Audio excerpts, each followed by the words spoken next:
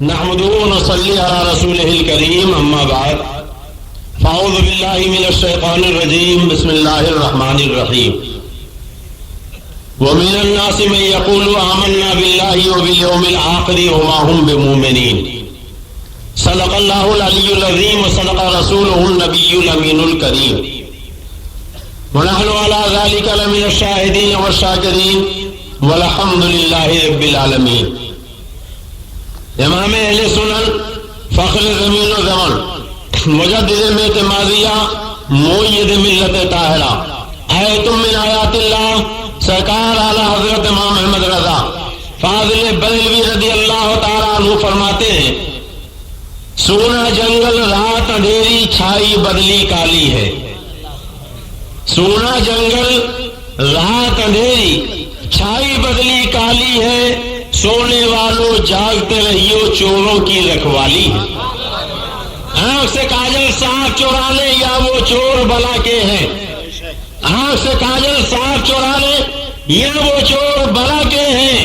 تیری گٹھری تاکی ہے اور تو نے نیند نکالی.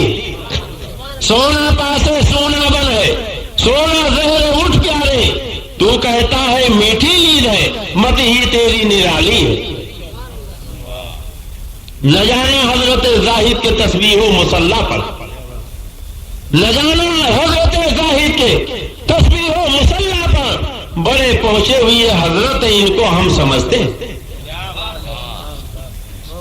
حضرات آج کا یہ جلسہ جلسہ رد وہابیہ کہہ دیجئے سبحان اللہ. زور سے کہہ دیجئے سبحان اللہ.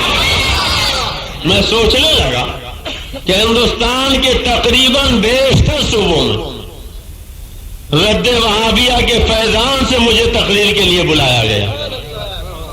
ایک سے ایک عاشقوں نے بلایا. دعوت تو انہوں نے دی بڑے تمطراق سے مگر جب جلسے گاہ کے قریب پہنچے تو چپکے سے کان میں کہا کہ حضرت تھوڑا لحاظ فرمائیے گا زیادہ کھل کے نہ بولیے گا. جھگڑے کا اندیشہ ہے فساد کا اندیشہ ہے. کچھ لوگوں نے کہا چندہ کم ہو جائے گا. مدرسے کا جلسہ ہے مدرسے کی آمدنی گھٹ جائے گی. کچھ لوگوں نے کہا جلسہ مدرسے کا نہیں مگر کمیٹی والوں کو جو 16 کل لوگ ہیں وہ چندہ نہیں دیں گے. جلسے کا چندہ گھٹ جائے گا. اس لیے آپ ذرا نام نہ لیجئے گا کتاب نہ دکھائیے گا. اکثر ہندوستان میں یہی ہوتا مگر الحمدللہ لائق مبارکباد ہیں جاننا کہ یہ سنی مسلمان کہ جنہوں نے پہلی مرتبہ جب دعوت دی فون کیا تو جناب عبد الرحمان صاحب مولانا سید جمیل صاحب رضوی اور ان کے احباب نے یہی کہا کہ آپ کو صرف رد وہابیہ کے لیے بلایا جا رہا. زور سے کہہ دو سبحان اللہ. سب مل کے کہہ دو سبحان اللہ. یہ رد وہابیہ کیا؟ امام اہل سنت سرکار اعلی حضرت مجدد دین و ملت ارشاد فرماتے ہیں رد وہابیہ بارگاہ رسالت کا مخصوص عطیہ ہے جس میں سرکار کی نظر عنایت ہوتی ہے وہی نبی کے دشمنوں کا رد کرتا. اگر کوئی چاہے ہم رد کریں رد نہیں کر سکتے. کوئی مقرر چاہے رد میں بولے رد نہیں بول سکتا. کوئی چاہے ہم رد کروائیں رد نہیں کروا سکتا. کوئی چاہے ہم رد پسند کریں رد پسند نہیں کر سکتا. اس لیے کہ یہ نبی کی بارگاہ کا عطیہ ہے. میرے مدینے والے آقا جسے چاہیں گے وہی نبی کے دشمنوں کا رد کرے گا. نبی کے دشمنوں کا رد سنے گا. نبی کے دشمنوں کا رد پسند کرے گا.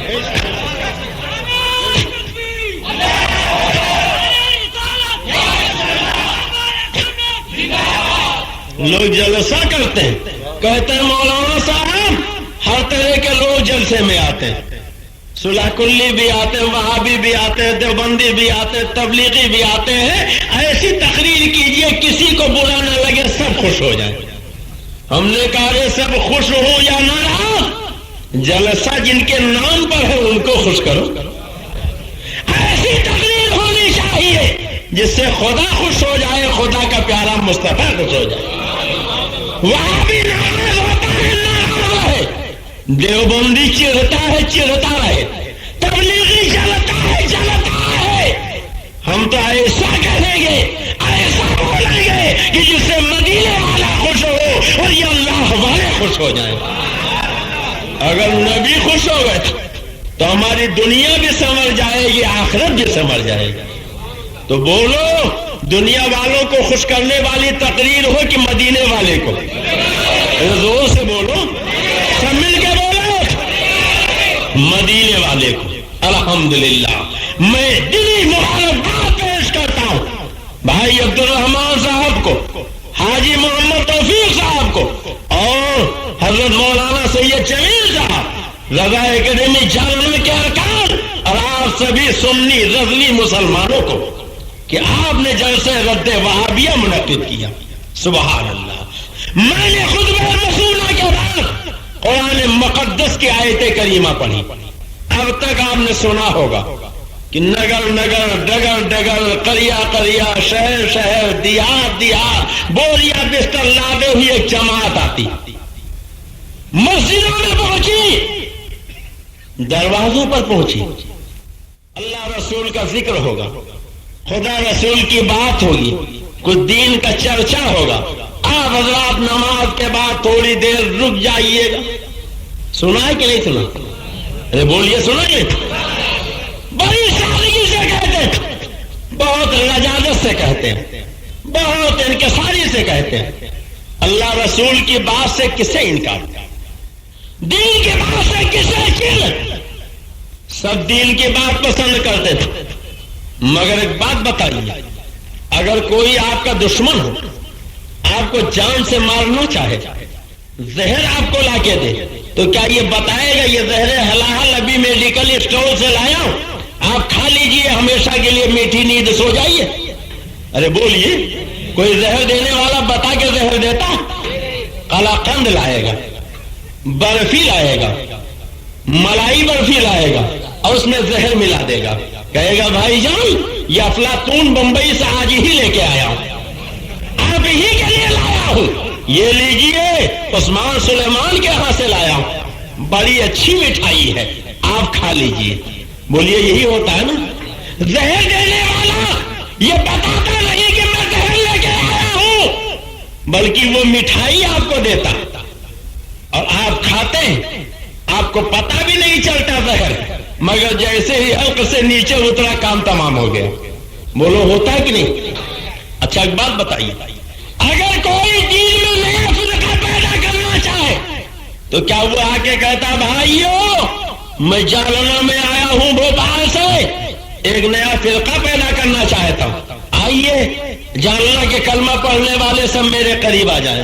نہیں، بلکہ وہ سب سے پہلے مدینے والے آقا کا نام لے گا، قرآن کی آیتیں پڑھے گا، حدیثیں پڑھے گا، اور دھیرے دھیرے تو گمراہ کرے گا، پھر نئے بات اور نیا فرقہ پیش کرے گا۔ ایک شکاری جب شکار کرنا چاہتا تو جال کے نیچے ڈالا ڈال دیتا، لوگ کہتے ہیں ہاتھی کے دانت کھانے کے اور ہوتے ہیں، دکھانے کے اور ہوتے ہیں۔ بولو ہوتے ہیں کہ نہیں؟ اب ہمیں کہنے دیجیے، آج دنیا میں قادیانیت جو بڑھ رہی ہے، کیا قادیانی نبی کا کلمہ نہیں پڑھتے؟ ہم نے تو لکھنؤ میں حضرت کہا تھا، جب لکھنؤ میں ندوہ کے اندر اجتماع ہوا، حرم کے امام کو بلایا اور سب سے پہلے یہ فتویٰ صادر کیا کہ قادیانی کافر ہیں، تو ہم نے کہا اب تک تو تم یہ کہتے تھے کلمہ پڑھنے والوں کو کافر نہیں کہنا چاہیے، نماز پڑھنے والوں کو کافر نہیں کہنا چاہیے، داڑھی رکھنے والوں کو کافر نہیں کہنا چاہیے، اب تم بھی کہنے لگے قادیانی کا کلمہ نہیں پڑھتے، کیا داڑھی نہیں رکھتے، کیا یہ نماز نہیں پڑھتے، کیا داڑھی تو رکھتے ہیں، کلمہ تو پڑھتے ہیں، مگر نبی کی ختم نبوت کا انکار کرتے ہیں۔ ہم نے کہا ظالم، انہوں نے تو انکار بعد میں کیا، تمہارے مولانا قاسم نانوتوی نے تہذیب الناس میں پہلے ہی انکار کر دیا، دروازہ تو تمہارے ملا نے کھولا۔ اب یہ الگ بات ہے کہ گیند وہ مار لے گئے، بازی انہوں نے جیت لی، اور وہ تو اتنا کلمہ پڑھتے کہ قادیانی اگر کوئی خط لکھے گا تو ٹائٹل پہ سب سے پہلے لا الہ الا اللہ محمد الرسول اللہ لکھے. قادیانی کی دکان پہ آپ جائیں تو اس کا جو سائن بورڈ ہوتا وہاں سب سے اوپر لا الہ الا اللہ محمد الرسول اللہ لکھتے. قادیانیوں کی جتنی کتابیں ہوتی سب پہ اوپر لکھا رہتا لا الہ الا اللہ محمد الرسول اللہ. تو اب پتا چلا کلمہ پڑھنے والے ہیں مگر انہیں سب نے کافر کہہ دیا. اب اتنی بات تو طے ہو گئی کہ کلمہ پڑھنے کے بعد بھی آدمی کافر ہو سکتا ہے, نماز کے بعد بھی آدمی کافر ہو سکتا ہے, داڑھی کے بعد بھی آدمی کافر ہو سکتا ہے. اب فرق یہ ہے تم کہتے ہو خالی قادیانی کافر ہے, ہمارا عقیدہ یہ ہے کہ جو نبی کی گستاخی کرے سب کے سب کافر ہیں. اب تک کہتے تھے کہ بریلویوں کو دیکھو یہ کلمہ پڑھنے والوں کو کافر کہتے, داڑھی رکھنے والوں کو کافر کہتے.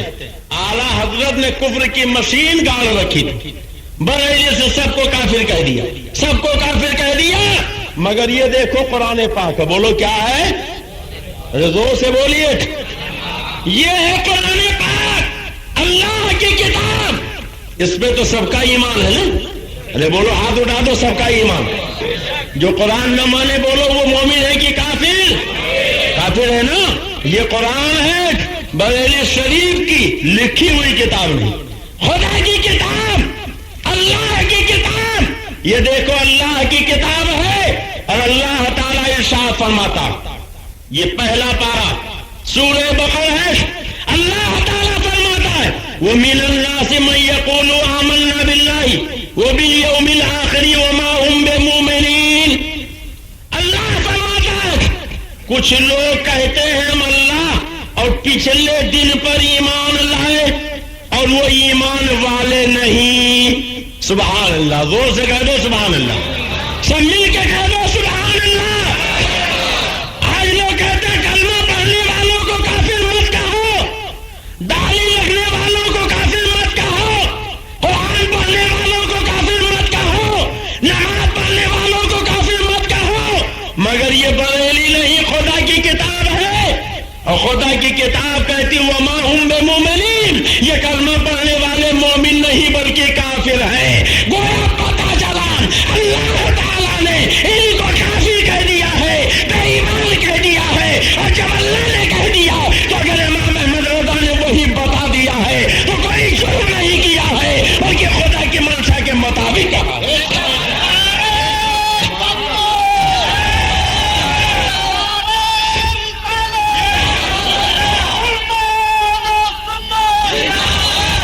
حضرات, تبلیغی جماعت کا پورا حلیہ قرآن پاک کے انہی چند آیات میں آپ کے سامنے میں چاہتا ہوں کھول کے رکھ دوں. آپ دیکھیں اللہ تعالیٰ فرماتا ہے وَمِنَ النَّاسِ مَن يَقُولُ آمَنَّا بِاللَّهِ وَبِالْيَوْمِ الْآخِرِ وَمَا هُمْ بِمُؤْمِنِينَ.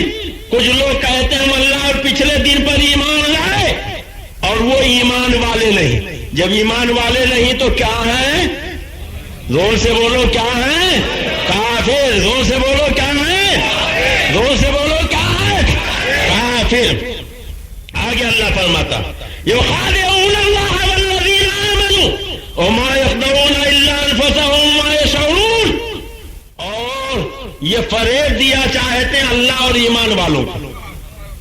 جیسے جماعت والے چنا ستو لے کے آتے ہیں, بولو آپ کو فریب دینا چاہتے ہیں کہ نہیں, دھوکہ دینا چاہتے ہیں کہ نہیں. اللہ کہتا ہے یہ اللہ کو اور ایمان والوں کو فریب دینا چاہتے تھے, یہ فریب دیا چاہتے تھے اللہ اور ایمان والوں کو, اور حقیقت میں فریب نہیں دیتے مگر اپنی جانوں کو, اور انہیں شعور نہیں. یعنی اللہ کہتا ہے یہ تو چاہتے ہیں ہم سنیوں کو فریب دے دیں, مسلمانوں کو فریب دے دیں, ایمان والوں کو فریب دے دیں, مگر نہیں اللہ کو فریب دے سکتے ہیں, نہ ایمان والوں کو فریب دے سکتے ہیں. البتہ انہیں شعور ہی نہیں. فی قلوبہم مرض فزادہم اللہ مرضا. اللہ فرماتا ہے ان کے دلوں میں بیماری, نبی کے عداوت کی بیماری, رسول کے دشمنی کی بیماری, پیغمبر کے بغض کی بیماری. اللہ کہتا ہے ان کے دلوں میں بیماری ہے, نبی کی عداوت کی بیماری ہے, رسول سے بغض کی بیماری ہے, پیغمبر سے دشمنی کی بیماری ہے. اور اللہ فرماتا ہے فزادہم اللہ اور میں نے ان کی بیماری کو اور بڑھا دیا، اور جب بیماری بڑھ گئی تو اب نتیجہ کیا ہوا بولو، بتا دیا جائے؟ ارے بولیے، بتا دیا جائے؟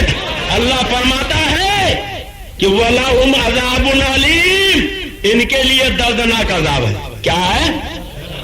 دردناک عذاب، بما کانوا یکذبون، بدلہ ان کے جھوٹ کا۔ اب آگے دیکھو، وَإِذَا قِیلَ لَهُمْ لَا تُفْسِدُوا فِي الْأَرْضِ، اور جب ان سے کہا جائے زمین میں فساد مت پھیلاؤ، جب نادیر میں، نائے گاؤں میں کوئی وہابی نہیں، کوئی تبلیغی نہیں، کوئی جماعتی نہیں، جالنا میں تبلیغی نہیں، جماعتی نہیں، ہیں بھی تو بہت کم ہے، جب ان سے کہا جاتا ہے یہاں فساد مت پھیلاؤ، فتنہ نہ پھیلاؤ، تو کہتے ہیں صاحب ہم فساد کب پھیلاتے تھے، ہم فتنہ کب پیدا کرتے تھے، ہم تو اصلاح کرنے کے لیے آئے ہیں، ہماری جماعت اصلاحی جماعت۔ بولیے سنا آپ نے کہ نہیں سنا؟ ارے بولیے سنا کہ نہیں سنا؟ آپ اگر تبلیغی جماعت والوں کو اپنی بستی سے بھگائیں تو کہتے ہیں صاحب ہم فساد والے نہیں، فتنہ والے نہیں، ہم تو اصلاحی جماعت والے تھے۔ اب دیکھو آج یہ کہہ رہے ہیں مگر قرآن نے پہلے ہی بتا دیا ہے، وَإِذَا قِيلَ لَهُمْ لَا تُفْسِدُوا فِي الْأَرْضِ، جب ان سے کہا جائے زمین میں فساد نہ کرو، قَالُوا إِنَّمَا نَحْنُ مُصْلِحُونَ، کہتے ہیں ہم تو اصلاحی جماعت والے، ہم تو اصلاح کرنے والے ہیں، ہم تو فساد نہیں بلکہ اصلاح کرنے والے ہیں۔ ارے آج 1400 سال کے بعد یہ جماعت والے جو بول رہے ہیں قرآن نے پہلے ہی بیان کر دیا۔ پوری صورت آپ قرآن کی آیتوں میں دیکھ لیجیے، وَإِذَا قِيلَ لَهُمْ آمَنُوا كَمَا آمَنَ النَّاسُ، اور جب ان سے کہا جائے کہ جیسے یہ جالنا کے مسلمان ایمان لائے، نائے گاؤں کے مسلمان ایمان لائے، یہ مالے گاؤں کے سنی مسلمان ایمان لائے، یہ دنیا کے سنی نبی کے دیوانے ایمان لائے، ویسے ہی ایمان لے آؤ، تو قالوا انؤمن کما آمن السفہاء، تو کہتے ہیں کہ ہم بیوقوفوں کی طرح ایمان لے آئے، کہتے ہیں کہ ہم ان گواہوں کی طرح ایمان لے آئے، الا انہم هم السفہاء ولکن لا یعلمون، اللہ کہتا ہے ارے یہ خود ہی احمق ہیں مگر جانتے نہیں۔ سنیوں کو احمق کہتے ہو تو اللہ کے نبی کے دیوانوں کو بیوقوف کہتے ہو، مگر قرآن کہتا ہے یہ نبی کے دیوانے بیوقوف نہیں ہے، یہ رسول کے متوالے بیوقوف نہیں ہے، یہ محمد کے ماننے والے بیوقوف نہیں، بیوقوف تو تم ہی ہو۔ اور سنو آگے اللہ فرماتا وَإِذَا لَقُوا الَّذِينَ آمَنُوا قَالُوا آمَنَّا، بہت غور سے سنیے گا، وَإِذَا لَقُوا الَّذِينَ آمَنُوا قَالُوا آمَنَّا، جب ایمان والوں سے ملتے تو کہتے ہم ایمان لے آئے، ہم نے مان لیا، جیسے آپ مانتے ہو اسے مان لیا۔ عبداللہ ابن عبید سرکار صدیق اکبر کے پاس گیا، کہا ہم نے بھی اسے مان لیا نبی کو جیسے آپ مانتے۔ حضرت فاروق اعظم کے پاس گیا، کہا جیسے آپ مانتے ہم نے بھی مان لیا۔ حضرت عثمان غنی کے پاس گیا، کہا جیسے آپ مانتے ہم نے بھی مان لیا۔ مولا علی کے پاس گیا، کہا جیسے آپ لوگ مانتے ہم نے بھی مان لیا۔ حضرت علی نے ڈانٹا، کہا بے مردود جب تو ایسا نہیں مانتا تو جھوٹ کیوں بول رہا ہے؟ جب اس نے یہ کہا تو اسی پر قرآن کی آیت اتری، وَإِذَا لَقُوا الَّذِينَ آمَنُوا قَالُوا آمَنَّا، جب ایمان والوں کے پاس پہنچتے ہیں تو کہتے ہیں ہم نے مان لیا، ہم ایمان لے آئے جیسے آپ مانتے تھے۔ وَإِذَا خَلَوْا إِلَىٰ شَيَاطِینِہِمْ، جب اپنے شیطانوں کے پاس اکیلے ہوتے ہیں، کن کے پاس اکیلے ہوتے ہیں؟ زور سے بولو، کن کے پاس؟ حضرت مولانا محمد فاضل صاحب کہہ دے شیطان تو کہتے ہیں یہ دیکھو ممبر پہ گالی بک رہے۔ حضرت مولانا مراد علی صاحب کہہ دے شیطان تو کہتے ہیں یہ گالی بک رہے۔ حضرت مولانا عطا صاحب کہہ دے شیطان تو کہتے ہیں گالی بک رہے۔ ہمارے بھائی حاجی رفیق صاحب کہہ دے شیطان تو کہتے ہیں گالی بک رہے۔ عبد الرحمان صاحب کہہ دے شیطان تو کہتے ہیں گالی بک رہے۔ مولانا سید جمیل صاحب کہہ دے شیطان تو کہتے ہیں گالی بک رہے۔ ارے یہ ہمارے علماء نہیں کہتے، اللہ کہتا ہے وَإِذَا خَلَوْا إِلَىٰ شَيَاطِینِہِمْ، جب اپنے شیطانوں کے پاس اکیلے ہوتے ہیں۔ گویا قرآن نے نبی کے دشمنوں کو خود شیطان کہا، تو جو نبی کے دشمن ہیں انہیں بولو کیا کہا جائے؟ زور سے بولو کیا کہا جائے؟ سب مل کے بولو کیا کہا جائے؟ شیطان کہنا گالی ہے؟ بولو عبادت ہے کہ نہیں؟ ثواب ہے کہ نہیں؟ قرآن کے ہر حرف پہ 10 نیکی۔ صحابہ نے پوچھا یا رسول اللہ کیا الف لام میم ایک حرف ہے؟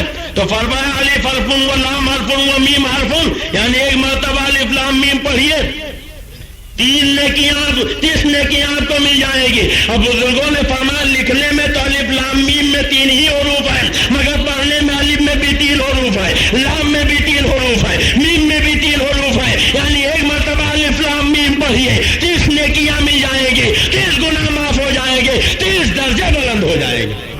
تو بولو وَإِذَا خَلَوْا إِلَىٰ شَيَاطِينِهِمْ، یہ قرآن ہے کہ نہیں؟ ارے ہے، کہہ دو ہے، زور سے بولو ہے۔ اور جب قرآن ہے تو وَإِذَا خَلَوْا إِلَىٰ شَيَاطِينِهِمْ میں کئی حروف ہیں۔ آپ نے ایک مرتبہ شیطان کہہ کے اگر یہ آیت پڑھ دی تو اب آپ کو کتنی نیکیاں مل گئی، کتنے گناہ معاف ہو گئے، کتنے درجے بلند ہو گئے۔ وہ قرآن نے تو کہہ دیا ہے کہ نبی کے دشمنوں کو شیطان کہو، تمہارے گناہ معاف ہوں گے، تمہارے درجے بلند ہوں گے، تمہاری نیکیوں میں اضافہ ہوگا۔ اور یہ وہابی کھلے کہتے ہیں کچھ نہ کہو، اور وہابی تو کہتے ہیں کچھ سنی ہوتے کچھ ٹنی ہوتے، صلح کلی، وہ بھی کہتے ہیں کسی کو کچھ مت۔ یہ قرآن ہے، اللہ فرماتا وَإِذَا لَقُوا الَّذِينَ آمَنُوا قَالُوا آمَنَّا، جب ایمان والوں کے پاس گئے تو کہا ہم ایمان لے آئے۔ وَإِذَا خَلَوْا إِلَىٰ شَيَاطِينِهِمْ، جب اپنے شیطانوں کے پاس اکیلے ہوئے تو قَالُوا إِنَّا مَعَكُمْ إِنَّمَا نَحْنُ مُسْتَهْزِئُونَ، کہتے ہم تمہارے ساتھ ہیں، ہم تو ان سے مذاق کر رہے تھے، مولانا سید جمیل صاحب سے مذاق کر رہے تھے، حاجی توفیق صاحب سے مذاق کر رہے تھے، حاجی رفیق صاحب سے مذاق کر رہے تھے، مولانا فاضل صاحب سے مذاق کر رہے تھے، مولانا جمیل صاحب سے مذاق کر رہے تھے۔ قرآن نے یہ وہابیت نبی کے دشمنوں کی خصلت بیان کی ہے۔ ایمان والوں کے سامنے جائیں گے تو وہ میٹھی میٹھی بولی بولیں گے، اچھی اچھی باتیں کریں گے، پیاری پیاری باتیں کریں گے، اپنے شیطانوں کے پاس اکیلے ہوں گے تب سے اگلیں گے۔ اور بالکل یہی حال تبلیغی جماعت کا، بولو ہے کہ نہیں ہے؟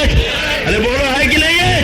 تب بولو قرآن کی آیتیں آپ نے سن لی، تبلیغی جماعت کا چہرہ آپ نے دیکھ لیا، ارے بولو نظر آیا؟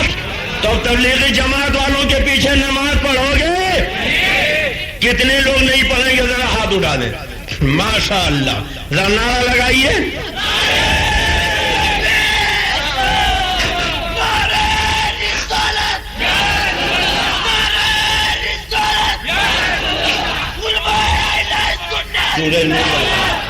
سورہ نور والقلم نکالیے۔ حضرات یہ قرآن ہے، اللہ کی کتاب، بولو ہے کہ نہیں؟ تو اللہ کی کتاب پہ ہمارا آپ کا سب کا ایمان ہے، بولو ہے کہ نہیں؟ اب بتاؤ تبلیغی جماعت کا سراپا خدا کی اس کتاب کے مطابق آپ نے دیکھ لیا کہ نہیں دیکھ لیا؟ کہتے ہیں صاحب ہم تو کسی کو برا نہیں کہتے، ہم تو بس اللہ رسول کی بات کرنے آئے، کسی کو برا نہیں کہنا چاہیے۔ سنا آپ نے کہ نہیں سنا؟ اچھا ایک بات بتائیے، آپ قرآن پاک پڑھتے ہو، نماز پڑھتے ہو تو کیا پڑھتے ہو؟ اعوذ باللہ من الشیطان الرجیم، اللہ کی پناہ مانگتا ہوں میں شیطان مردود سے۔ ابھی بسم اللہ الرحمن الرحیم پڑھ کر آپ نے اللہ کو رحمان الرحیم نہیں کہا، الحمد شریف پڑھ کر خدا کی حمد و ثنا نہیں بیان کی، پہلے ہی آپ کہہ رہے ہیں اعوذ باللہ من الشیطان الرجیم، اللہ کی پناہ مانگتا ہوں میں شیطان مردود سے۔ گویا قرآن نے بتا دیا، نماز نے بتا دیا، خدا کو رحمان بعد میں کہنا، خدا کو رحیم بعد میں کہنا، خدا کی حمد و ثنا بعد میں بیان کرنا۔ پہلے نبی کے دشمن کو شیطان کہہ دو، نبی کے دشمن کو مردود کہہ دو، نبی کے دشمن کو رجیم کہہ دو۔ جب نبی کے دشمنوں کو شیطان کہہ دو گے، مردود کہہ دو گے، رجیم کہہ دو گے، خدا کو رحمان کہو گے خدا قبول کر لے گا، رحیم کرو گے خدا قبول کر لے گا، حمد و ثنا بیان کرو گے خدا قبول کر لے گا۔ اور جب تک نبی کے خطاروں کا رد نہ کرو گے خدا اپنی حمد و ثنا قبول ہی نہیں کرے گا۔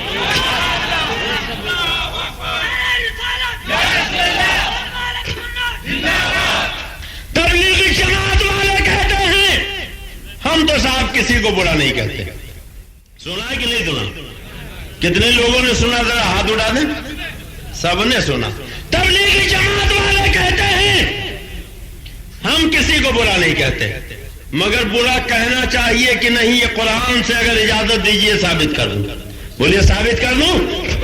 پہلے حوالہ سن لو، کتاب کا نام ہے تبلیغی نصاب، باب فضائل درود، صفحہ ہے 15، मौलवी जकरिया लिखते हैं कि मौलाना अशरफ अली थानवी ने लिखा, जैसे हदीस पाक से यह मालूम हुआ कि नबी के शान अरफ़ो आला में जो एक मर्तबा दुरूद भेजे अल्लाह की तरफ से उस पर 10 रहमतें नाजिल होती, ऐसे ही कुरान से मालूम हुआ कि नबी के शान अरफ़ो आला में जो एक मर्तबा तौहीद करे अल्लाह की तरफ से उस पर 10 लानतें होती। कितनी लानतें? जोर से बोलो कितनी? और दलील में उन्होंने कुरान के ये सूरह नून वल कलम की आयतें लिखी कि एक मर्तबा वलीद इब्ने मुगीरा ने हमारे तुम्हारे आका को मजनू कह दिया, माज़ अल्लाह। जोर से बोलिए माज़ अल्लाह। जब उसने मजनू कहा तो अल्लाह ताला ने उसके 10 ऐब गिनाए। कितने ऐब गिनाए? और 10वां ऐब क्या था? कुरान में उतुल्लिम बादा ज़ालिका ज़नीम, और उस पर तुर्रा ये कि उसकी असल में खता है। सुभान अल्लाह, जोर से कह दो सुभान अल्लाह। ये तर्जुमा तो सरकार आला हजरत का कि नबी जिसने आपको मजनू कहा इसकी असल में खता, मगर उनका तर्जुमा बता दूं? बोलिए बता दूं? तबलीगी निसाब में मौलवी ज़करिया ने ज़नीम का तर्जुमा हरामजादा किया, यानी ए महबूब जिसने आपको मजनू कहा है वो हरामजादा है। क्या है? बोलो क्या है?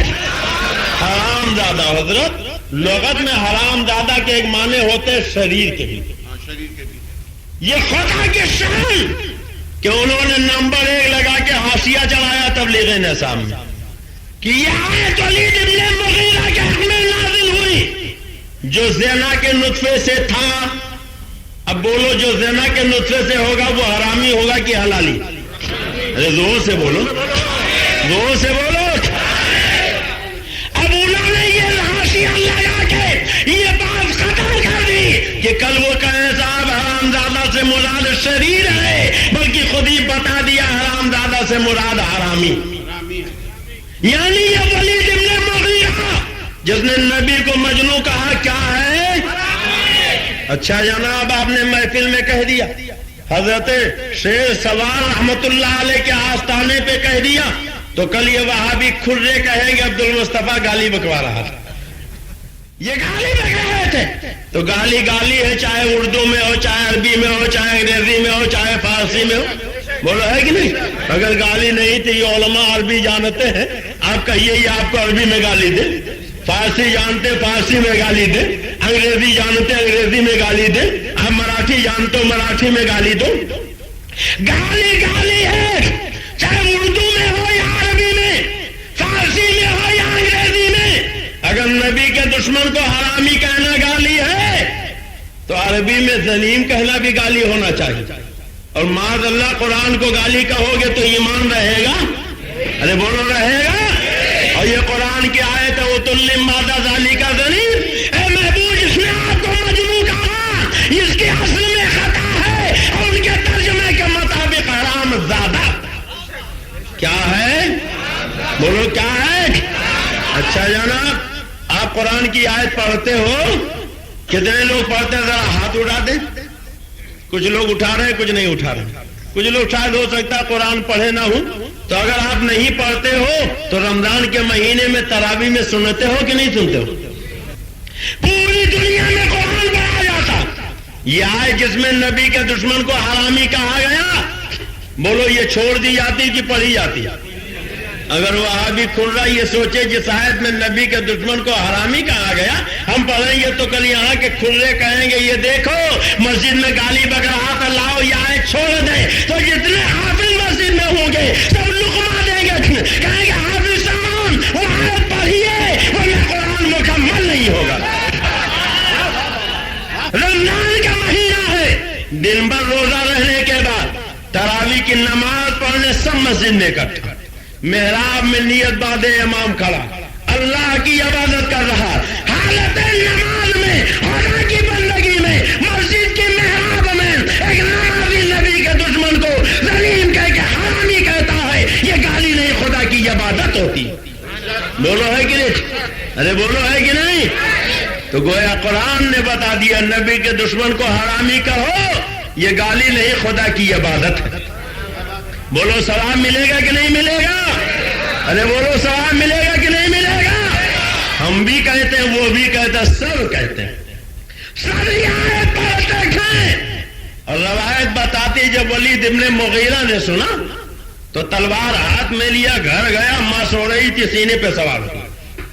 ماں نے آنکھ کھولی، کیا ہے بیٹے؟ کہا ماں میں نے نبی کو مجنون کہا تھا، قرآن نے میرے 10 عیب گنائے، 9 تو جانتا ہوں میرے ہی ہے، 10واں بھی یقین میرا ہوگا، مگر تجھ سے تصدیق کرانے آیا۔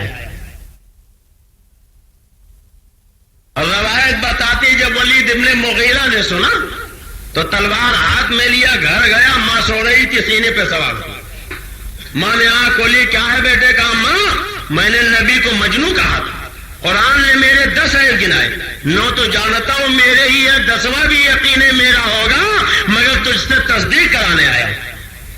ماں نے پوچھا ہوا کیا؟ کہا قرآن نے میرے بارے میں کہا کہ اس کا نطفہ صحیح نہیں، اور یہ تو ہی بتائے۔ تو ماں نے کہا ارے بیٹے اگر نطفہ صحیح ہوتا تو ماں کے سینے پہ سوار ہی نہ ہوتا، تجھے اسی سے جان لینا چاہیے، تیرا نطفہ صحیح نہیں ہے۔ کہا مگر ماں ایسا ہوا کیوں؟ کہا تیرا باپ نامرد تھا، دولت بہت تھی، میں نے سوچا یہ دولت غیروں کے ہاتھ میں چلی جائے گی، اس لیے ایک رات میں نے چپکے سے چرواہے کو بلا لیا تھا، اور تو اسی کے نطفے سے ہے، ہمیں کہنے دیجیے، قرآن کا آئینہ نبی کے خطاروں کو دکھا دیجیے، نبی کی توہین وہی کرے گا جو کسی چرواہے کے نطفے سے ہوگا، کسی کسیارے کے نطفے سے ہوگا، اگر آپ نے پڑھا ہوگا۔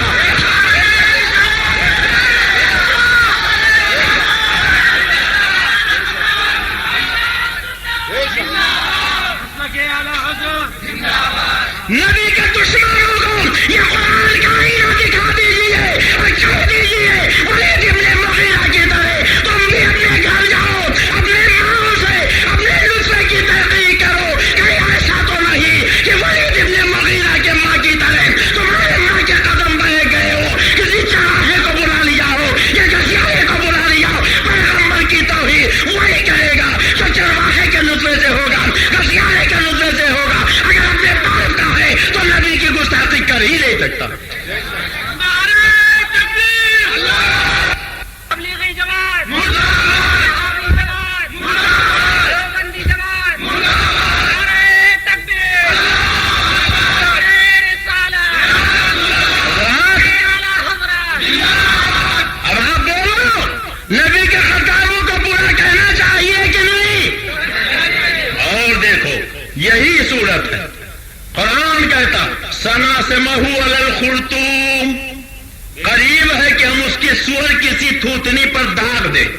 سبحان اللہ، ارے کہہ دو سبحان اللہ۔ اللہ فرماتے قریب ہے کہ ہم اس کی سور کسی تھوتنی پر داغ دیں گے۔ ولید ابن مغیرہ آدمی تھا، سور نہیں تھا، مگر جب اس نے نبی کو مجنون کہا تو اللہ نے اس کے چہرے کو چہرہ نہیں تھوتنی کہا، اسے آدمی نہیں سور کہا۔ گویا خدا نے ذہن دے دیا کہ جو میرے نبی کی توہین کرے اسے سور کہنا، آدمی نہ کہنا، اس کے چہرے کو چہرہ نہ کہنا، سور کی تھوتنی کہنا، اسے حرامی کہنا۔ یہ بریلی کا فتویٰ نہیں بلکہ خدا کا فتویٰ۔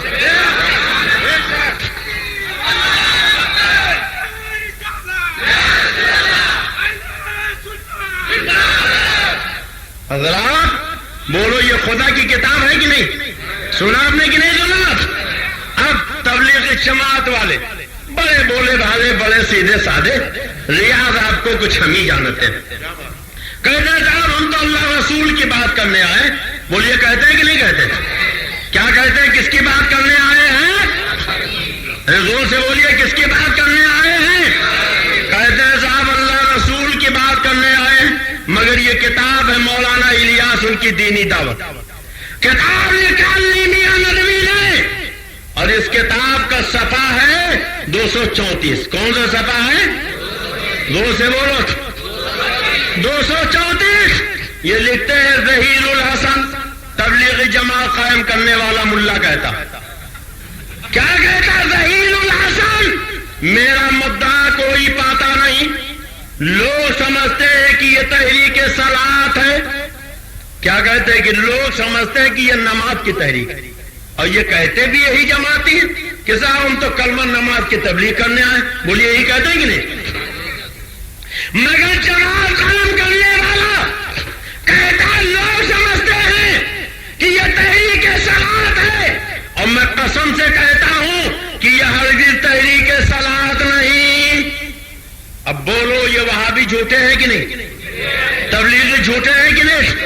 اب اگر کوئی تبلیغی کہے ہم نماز کی تحریک لے کر آئے ہیں تو جوتے نکال کے اس کے سر پہ اتنے برساؤ کہ ایک بال باقی نہ رہے. اس لیے کہہ دو تمہارا مولا کہتا ہے خدا کی قسم یہ نماز کی تحریک نہیں. جب تحریک قائم کرنے والا کہتا ہے یہ نماز کی تحریک نہیں تو تحریک چلانے والے کو کہنے کا حق ہے؟ ارے بولو ہے. کہتا خدا کی قسم یہ تحریک صلاۃ نہیں.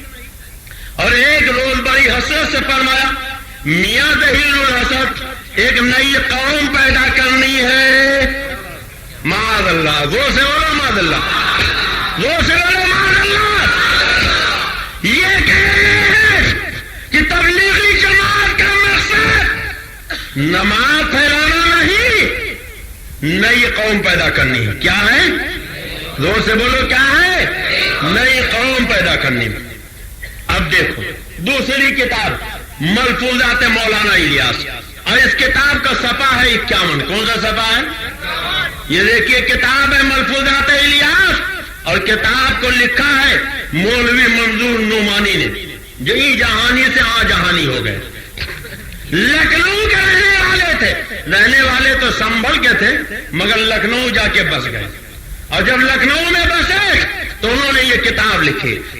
کتاب میں لکھتے ہیں کہ ایک مرتبہ تبلیغی جماعت قائم کرنے والے مولوی الیاس نے کہا. کیا کہا؟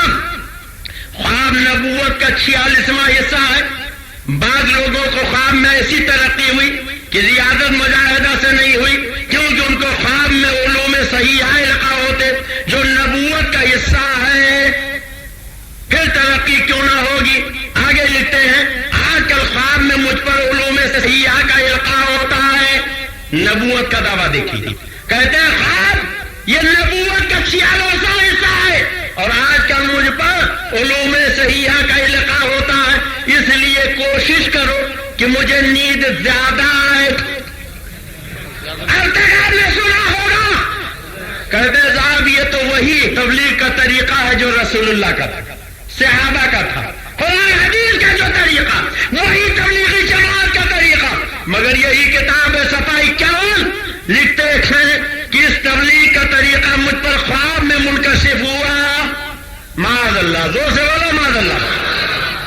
جب خواب میں تم نے تبلیغ کا طریقہ دیکھا، قرآن کا طریقہ نہیں، رسول کا طریقہ نہیں، 1400 سال کی کتابوں کا طریقہ نہیں، صحابہ کا طریقہ نہیں، بلکہ یہ طریقہ ان کو خواب میں منکشف ہوا، اور کہتے ہیں کہ یہ خواب میں ہم پر انکشاف ہوا ہے. پتا چلا تبلیغی جماعت قائم کرنے والا خود کہتا ہے یہ تبلیغ کا طریقہ نہ رسول کا طریقہ ہے، نہ خدا کا طریقہ ہے، نہ صحابہ کا طریقہ ہے، بلکہ ہمارے خواب کا دیکھا ہوا طریقہ. آگے لکھتے ہیں کہ خواب میں القاء ہوئی کہ تم مثل انبیاء ہو. معاذ اللہ. زور سے بولیے معاذ اللہ. اور اسی کتاب کے صفحہ 58 پہ لکھا کہ ایک بار فرمایا حضرت مولانا تھانوی نے بہت بڑا کام کیا. معاذ اللہ. زور سے بولیے معاذ اللہ. کہتا حضرت مولانا تھانوی نے بہت بڑا کام کیا، بس میرا دل یہ چاہتا ہے کہ تعلیم تو ان کی ہو اور طریقے تبلیغ میرا ہو.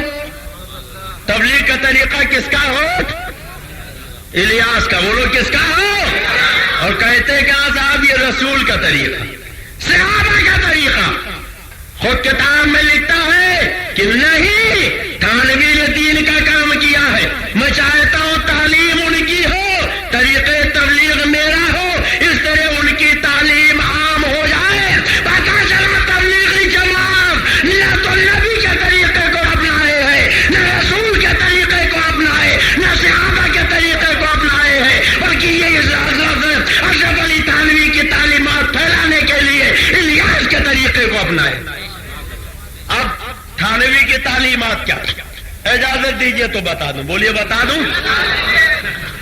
ابھی میں اڑیسہ گیا تھا برہمپور ایک جگہ, اور برہمپور پہنچا, وہاں کے لوگوں نے بلایا, 2.5 گھنٹے تک سرکار اعلیٰ حضرت کے پیغام سے کتابیں دکھا دکھا کے خوب کچھا چٹھا کھولتا رہا. نقشہ بدل گیا وہاں. جب سویرا ہوا ہم چلنے لگے, ہمارا ٹکٹ تھا تو 10-12 آدمی قیام گاہ پر آئے سید مبارک صاحب کے یہاں. کہنے لگے اپنے مولانا کو روکیے, رات میں انہوں نے جو تقریر کی ہے حوالے غلط دیے ہیں, ہم ان سے گفتگو کریں گے. انہوں نے کہا, ہم نے کہا ٹھیک ہے ہم رکے. آؤ, کہا ہم نہیں بات کریں گے, اپنے مولانا کو لائیں گے. کہا لاؤ. تو وہ گئے اپنے مولوی کے پاس. ان کا ایک مفتی تھا, اس نے کہا پہلے کیسٹ لاؤ, ہم تقریر سنیں گے تب چلیں گے. کیسٹ لے گئے, پوری تقریر سنی. اس نے کہا صاحب ہم نہیں جائیں گے بات کرنے. 3 بجے آئے, کہنے لگے صاحب وہ تیار نہیں, وہ مفتی صاحب ایک دن اور رک جائیے, کل ہم بھونیشور سے لائیں گے جو اڑیسہ کی راجدھانی. ہم نے کہا ٹھیک ہے چلو, ہم رکے ہوئے ہیں. پھر دوسرا دن آئے, وہاں گئے تو انہوں نے بھی کہا کیسے لاؤ, کیسے سنی, انکار کر دیا, ہم بھی نہیں آئیں گے. کہا کہ ہم رک جائیے, ہم کٹک سے لائیں گے, اور اگر کوئی نہ آیا تو اب یہ آخری وعدہ ہے, پھر آپ جا سکتے ہیں 2 بجے تک, کل اور رک جائیے. رک گئے. سید مبارک صاحب جو حضور مفتی اعظم کے غلام, انہوں نے 1.5 کروڑ کا بنگلہ اپنا بنوایا تھا. تو انہوں نے کہا اگر آپ خالی ہے چلیے ہمارے یہاں سوڈا میں, اس بنگلے کا افتتاح ہو جائے, میلاد شریف ہو جائے, تقریر ہو جائے. ہم سید جمال میاں صاحب قبلہ اور سارے علماء گئے. تقریر ہوئی, 10-12 وہابی تھے, الحمدللہ سب طائب ہو گئے. ایک مولوی کا وہابیوں کا, وہی نہیں توبہ کیا. سویرے بلایا گیا, اس کے سامنے جب بات رکھی گئی, حوالہ دیا, تو اس نے بھی کہا یہ سب کافر ہے, مرتد ہے, یہ کتابیں لکھنے والے جہنمی. مگر آگے چل کے وہ بھٹک گیا. کہنے لگا ہم اس لیے نہیں بریلوی بنتے کہ آپ لوگ خدا کی قدرت نہیں مانتے. کہا کیا نہیں مانتے؟ کہا اللہ نے کہا ان اللہ علی کل شیء قدیر, اللہ ہر شے پر قادر ہے. تو جھوٹ بھی ایک شے ہے, اللہ اس پہ بھی قادر ہے. معاذ اللہ. بات بہت بڑی. سننے اسے مارنا چاہتے تھے, ہم لوگوں نے کہا اسے جانے دو اور اب آئندہ اسے کبھی آنے نہ دینا. وہ بہت بڑا دولتمند تھا, مچھلی کی تجارت کرتا تھا, لکھپتی تھا, گاڑی اٹھائی اور سیدھے برہمپور پہنچا. وہاں کا جو امیر جماعت تھا ہارون, اس کا سالہ تھا, جا کے کہا 2 بجے تم لوگوں نے مناظرے کا وقت رکھا, ابھی ہم کو جہنمی کافر اور سب کچھ کہنا پڑا, تمہیں بھی کہنا پڑے گا, اس لیے مناظرہ نہ کرو, مار پیٹ کر لو. ہم لوگ جب 10 بجے قیام گاہ پر پہنچے تو تقریباً 200 آدمی تلوار, لاٹھی, ڈنڈا لے کے آئے اور مکان کو چاروں طرف سے گھیر لیے. 9 موٹر سائیکلیں حضرت سے ملنے والے آئے تھے, کھڑی تھے, ان کو چکنا چور کر دیا, کھڑکیاں دروازے توڑ ڈالے. 4 بندوقیں بھی وہاں لائسنسی موجود تھی. سنیوں نے جب دیکھا تو وہ لے کے نکل پڑے, اور جب فائرنگ ہوائی کی تو سب ایسے غائب ہوئے جیسے گدھے کے سر سے سینگ غائب ہوئے, کوئی لڑا نہیں آیا. پھر کوتوال, S D M, S S P وغیرہ آ گئے. کتنے فائر کی بتایا گیا, سارا دکھایا گیا معاملہ. دونوں طرف کے لوگ آتے, کچھ سنا سننی تھے. انہوں نے بھی یہ کہا کہ اگر ان کے پاس دلیل تھی تو مولانا 3 دن سے رکے تھے, ان کے مولوی مقابلے کے لیے کیوں نہیں آئے, انہوں نے مناظرہ کیوں نہیں کیا. اس سے پتا چلا کہ یہ جھوٹے ہیں, ان کا مذہب جھوٹا ہے. ہم صرف دعویٰ کرتے ہیں اللہ تعالیٰ حضرت کے غلام بنتے ہیں, جمال میاں کے مرید بنتے ہیں.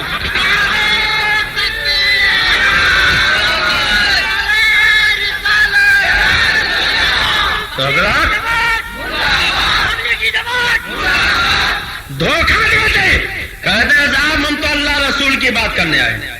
تبلیغی جماعت کا مطلب اللہ رسول کی بات پھیلانا, مگر یہ ان کی کتاب ہے, لکھتے ہیں تبلیغی جماعت کا مقصد اللہ رسول کی بات پھیلانا نہیں, بلکہ اشرف علی کی تعلیمات کو پھیلانا.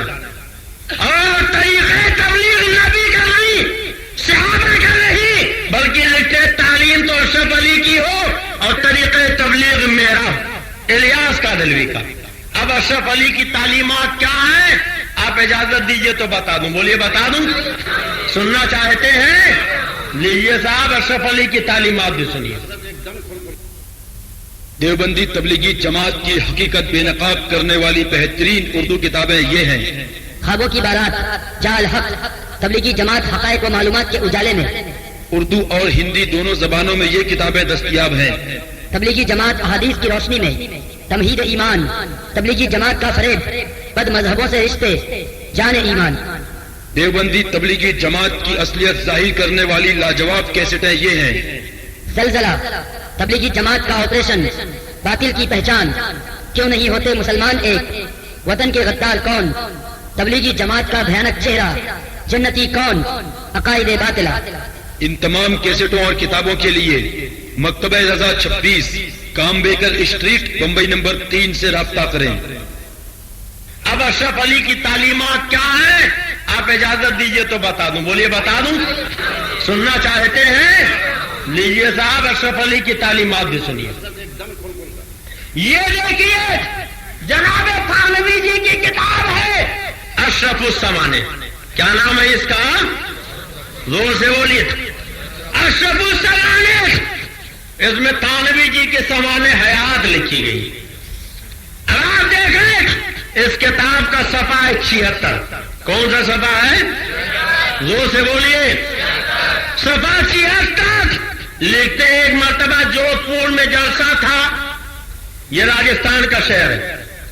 چونکہ دیوبندیوں کو لوگ عموماً وہابی کہتے تھے اس لیے اپنے موافقین میں سے خیر خواہ نے کہا کہ مصلحت یہ ہے کہ یہاں بعد میں حضرت امام اعظم ابو حنیفہ کے فضائل بیان کیے جائیں. پتا چلا یہ مکاری میں کچھ فضیلت بیان کرتے ہیں. آگے لکھا ایک مرتبہ دارالعلوم دیوبند کے بڑے جلسے میں دستار بندی کا جلسہ تھا. بعض حضرات اکابر نے ارشاد فرمایا کہ اپنی جماعت کی مصلحت کے لیے حضور کی محبت میں نہیں بلکہ اپنی جماعت کی مصلحت کے لیے حضور سرور عالم صلی اللہ علیہ وسلم کے فضائل بیان کیے جائیں تاکہ اپنے مجمع پر جو وہابیت کا شبہ ہے وہ دور ہو. یہ موقع بھی اچھا ہے کیونکہ اس وقت مختلف طبقات کے لوگ موجود ہیں. حضرت والا نے بات عرض کیا کہ اس کے لیے روایات کی ضرورت ہے. اب وہ روایات مجھ کو مستحضر نہیں سمجھا. دیوبند کا جلسہ تھا.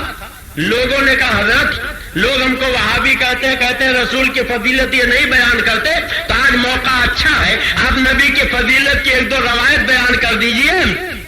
تو تھانوی جی کہتے ہیں رسول کی فضیلت بیان کرنے کے لیے روایت یاد ہونا چاہیے اور مجھے نبی کے فضیلت کی کوئی روایت یاد نہیں. معاذ اللہ. ہماری جماعت کے ان علماء سے کہیے چھوٹے چھوٹے بچوں سے کہیے سرکار کی فضیلت سناؤ تو کہیں گے میرے سرکار وہ ہے جن کے پسینے سے خوشبو پھوٹتی تھی جدھر گزرتے تھے شاہراہیں معطر ہو جاتی تھی. انگلی کا اشارہ کرتے تھے ڈوبا ہوا سورج پلٹ آتا تھا. اگر ایک انگشتے پاک اٹھا دیتے تو چاند کلیجا چاک کر دیتا. انگلی کے گھائیوں سے پانی کے چشمے ابل پڑتے. سرکار جدھر جاتے تھے وہ راہ معطر ہو جاتی تھی. اگر ایک چھوٹے سے نبی کے دیوانے اعلیٰ حضرت کے غلام سے کہیے تو ٹھیک نہیں گھنٹوں وہ سرکار کی فضیلتیں بیان کرتا رہے گا. مگر یہ وہابی دیوبندی اور تبلیغی جماعت کے سب سے بڑے گرو گھنٹار مولوی اشرف علی تھانوی. اور ایسا نہیں کہ انہیں کچھ نہیں آتا. انہیں تو بہت کچھ آتا تھا. بہت کچھ آتا تھا. آپ کہو گے کیسے؟ تو میں نے ایک مولوی سے پوچھا آپ کے تھانوی نے کیا کارنامہ انجام دیا؟ کہا انہوں نے کتاب لکھی. میں نے کہا کون سی؟ کہا بہشتی دیور. کیا ہے بہشتی دیور میں؟ کہا اس میں بہت باتیں لکھی. ہم نے جب بہشتی دیور اٹھا کے دیکھا تو اس میں مسئلے تو کم ملے مسالے زیادہ ملے. نان خٹائی بنانے کی ترکیب, کوفتہ بنانے کی ترکیب, قورمہ بنانے کی ترکیب, مچھلی کا کانٹا بنانے کی ترکیب, کانٹا گلانے کی ترکیب, بریانی بنانے کی ترکیب, پاؤ روٹی بنانے کی ترکیب, نان خٹائی بنانے کی ترکیب, کیک بنانے کی ترکیب, اچار بنانے کی ترکیب, مربع بنانے کی ترکیب, چٹنی بنانے کی ترکیب, صابن بنانے کی ترکیب, کپڑا رگڑنے کی ترکیب, بسکٹ بنانے کی ترکیب. آپ کتاب اٹھاتے جائیے تلا بنانے کی ترکیب. آپ کو ایک سے ایک مسالے ملیں گے. آپ پوری کتاب پڑھ رہے آپ کو ایسا لگے گا کتاب کسی مفتی نے نہیں کسی بٹھیانے نے لکھی. مسئلے کم مسالے زیادہ. اگر کہیں ایک آدھ مسئلہ بھول کے لکھ دیا تو کیسا لکھا؟ انگلی میں نجاست لگ جائے. 3 مرتبہ چاٹ لو پاک ہو جائے گی مگر چاٹنا منع ہے. معاذ اللہ. زور سے بولیے معاذ اللہ. تو منع تو بہت سی بات ہے. راہ چلتے ہوئے کچھ کھانا پینا بھی منع, ننگے سر کچھ کھانا پینا منع, بائیں ہاتھ سے کچھ کھانا پینا منع, راستے میں پیشاب کرنا منع. بہت سے لوگ پرہیز نہیں کر پاتے. تمہارے مولانا لکھتے انگلی میں نجاست لگ جائے 3 مرتبہ چاٹ لو پاک ہو جائے گی. منع ہے, خالی منع ہے, نہ ناجائز ہے, نہ حرام ہے, نہ گناہ ہے, خالی منع ہے. تو جب خالی منع ہے تو یہ چنا ستو کا بوجھ ویسے ہی زیادہ ہے, لوٹے کا بوجھ کیا ضرورت ہے؟ خالی لوٹا گھر رکھ دو, جب بیت الخلا میں جاؤ انگلی سے پوچھ پوچھ کے چاٹ لیا کرو, پاک تو ہو ہی جائے گا. ان کے ملا جی نے پتا دے دیا چاٹ لو پاک ہو جائے گا, مگر چاٹنا منع, خالی منع ہے. مسئلے کم لکھے مسالے زیادہ لکھے. یہ ان کے اشرف علی تھانوی.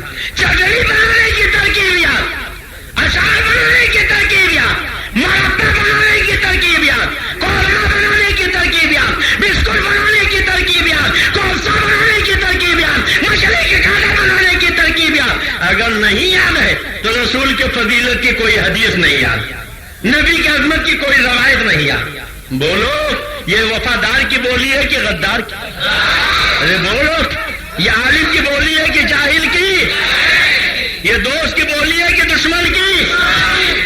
کہتے ہیں صاحب ہمارے مولانا بہت بڑے مولانا تھے. کہتے ہیں صاحب نماز پڑھتے ہیں, روزہ رکھتے ہیں, داڑھی رکھتے ہیں, ہم کو برا کیوں کہتے ہیں؟ نماز پڑھنے والوں کو برا مت کہو. تو ان کی نماز بتا دوں, بولیے بتا دوں. یہی کتاب اشرف السوانے اور اسی کتاب کا صفحہ 20. یہ تھانوی کی تعلیمات ہیں جن کو عام کرنے کے لیے تبلیغ جماعت قائم کی گئی. خدا رسول کی تعلیمات پھیلانے کے لیے نہیں, قرآن حدیث کی بات کے لیے نہیں, نماز روزے کے لیے نہیں, تھانوی کی تعلیمات پھیلانے کے لیے تبلیغ جماعت قائم. سنو تھانوی کی تعلیمات کا. ایک اندھے حافظ تھے, قرآن پاک ان کو بہت اچھا یاد. ایک دن تھانوی سے ملنے پہنچ گئے تو تھانوی نے چیلنج کر دیا, آپ کو بہت اچھا یاد ہے, آج میں آپ کو دھوکہ دوں گا. انہوں نے کہا نہیں تم مجھے دھوکہ نہیں دے سکتے. کہا نہیں آج میں تمہیں دھوکہ دوں گا. نہیں دے سکتے, نہیں میں آج تمہیں دھوکہ دوں گا. نماز کا وقت ہو گیا, اذان ہو گئی, تکبیر ہو گئی, جماعت کھڑی ہو گئی. مولوی اشرف علی تھانوی مصلی پر پہنچے, اللہ اکبر, نیت بازی نماز پڑھانے لگے. سب پیچھے سب باندھ کے کھڑے ہو گئے. اندھے حافظ جی بھی کھڑے ہو گئے. اسی میں قرآن پاک میں ایک جگہ اللہ یعلم آیا. کیا آیا ہے؟ اور جب اللہ یعلم آیا تو تھانوی جی پڑھتے پڑھتے بڑے زور سے کہا اللہ, اور جیسے اتنا کہہ کے انہوں نے لہرایا تو اندھے حافظ جی یہ سمجھے کہ یہ رکوع میں جا رہے ہیں, جب سے رکوع میں چلے گئے. اور جب اندھے حافظ یہ رکوع میں چلے گئے تو یہ دیکھیے اب آگے جب انہوں نے اللہ کہا اس قدر بڑھا کر پڑھا جیسے رکوع میں جا رہے ہو, اور تکبیر یعنی اللہ اکبر کہنے والے ہو, بس حافظ جی یہ سمجھ کر کہ رکوع میں جا رہے ہیں دونوں رکوع میں چلے گئے. ادھر حضرت والا نے آگے قرأت شروع کر دی یا علم ما تعمل. اب ادھر حافظ جی تو رکوع میں پہنچے تھے, ادھر قرأت شروع ہو گئی. فوراً ہی حافظ جی سیدھے ہو کر کھڑے ہوئے, اس پر حضرت والا کو بے اختیار ہنسی آ گئی. معاذ اللہ, زور سے بولو معاذ اللہ. جب دھوکہ دینے میں کامیاب ہو گئے تو ظاہر ہے کوئی آدمی اپنے مقصد میں کامیاب ہوتا تو ہنسی آ ہی جاتی. ہنسی آ گئی اور کہتے ہیں قیقام مار کر ہنس پڑے. اللہ کی عبادت کر رہے تھے, نماز پڑھ رہے تھے, دھوکہ دینے میں کامیاب ہوئے تو ہنسی آ گئی. اور خالی یوں ہی نہیں کہ ذرا سا مسکرائے ہوں, لکھتے ٹھٹھا مار کر ہنس پڑے. ہنسی سے اس قدر مغلوب ہوئے کہ نماز توڑ کر الگ ہو گئے. حضرت والا کے والد ماجد بھی علیحدہ پلنگ پہ بیٹھے ہوئے قرآن شریف سن رہے تھے. انہوں نے سبق پوچھا. جب حضرت والا نے واقعہ بیان کیا تو باوجود متانت کے انہیں بھی ہنسی آ گئی. یعنی ابا حضور جو یہ سنا کہ میرا بیٹا دھوکہ دینے میں کامیاب ہو گیا تو ڈانٹنا چاہیے, بے مردود, اللہ کی عبادت کو مذاق بنا لیا, نماز کو مذاق بنا لیا, خدا کی بندگی کو مذاق بنا لیا. مگر ڈانٹنے کے بجائے خوش رہے, بارے میرے بیٹے کتنا اچھا کارنامہ انجام دیا ہے. اب آئے کہنے دو یہ وہابیوں کا مولوی ہے, نیت باندھی دھوکہ دینے کے لیے, نماز پڑھائی دھوکہ دینے کے لیے, امامت کی دھوکہ دینے کے لیے. اور جب دھوکہ دینے میں کامیاب ہو گیا تو کہا کہ نماز کیسی عبادت, کیسی تلاوت, کیسا قرآن کا پڑھنا, سب چھوڑ کر الگ ہو گئے. خان مار کر ہنسنے لگے.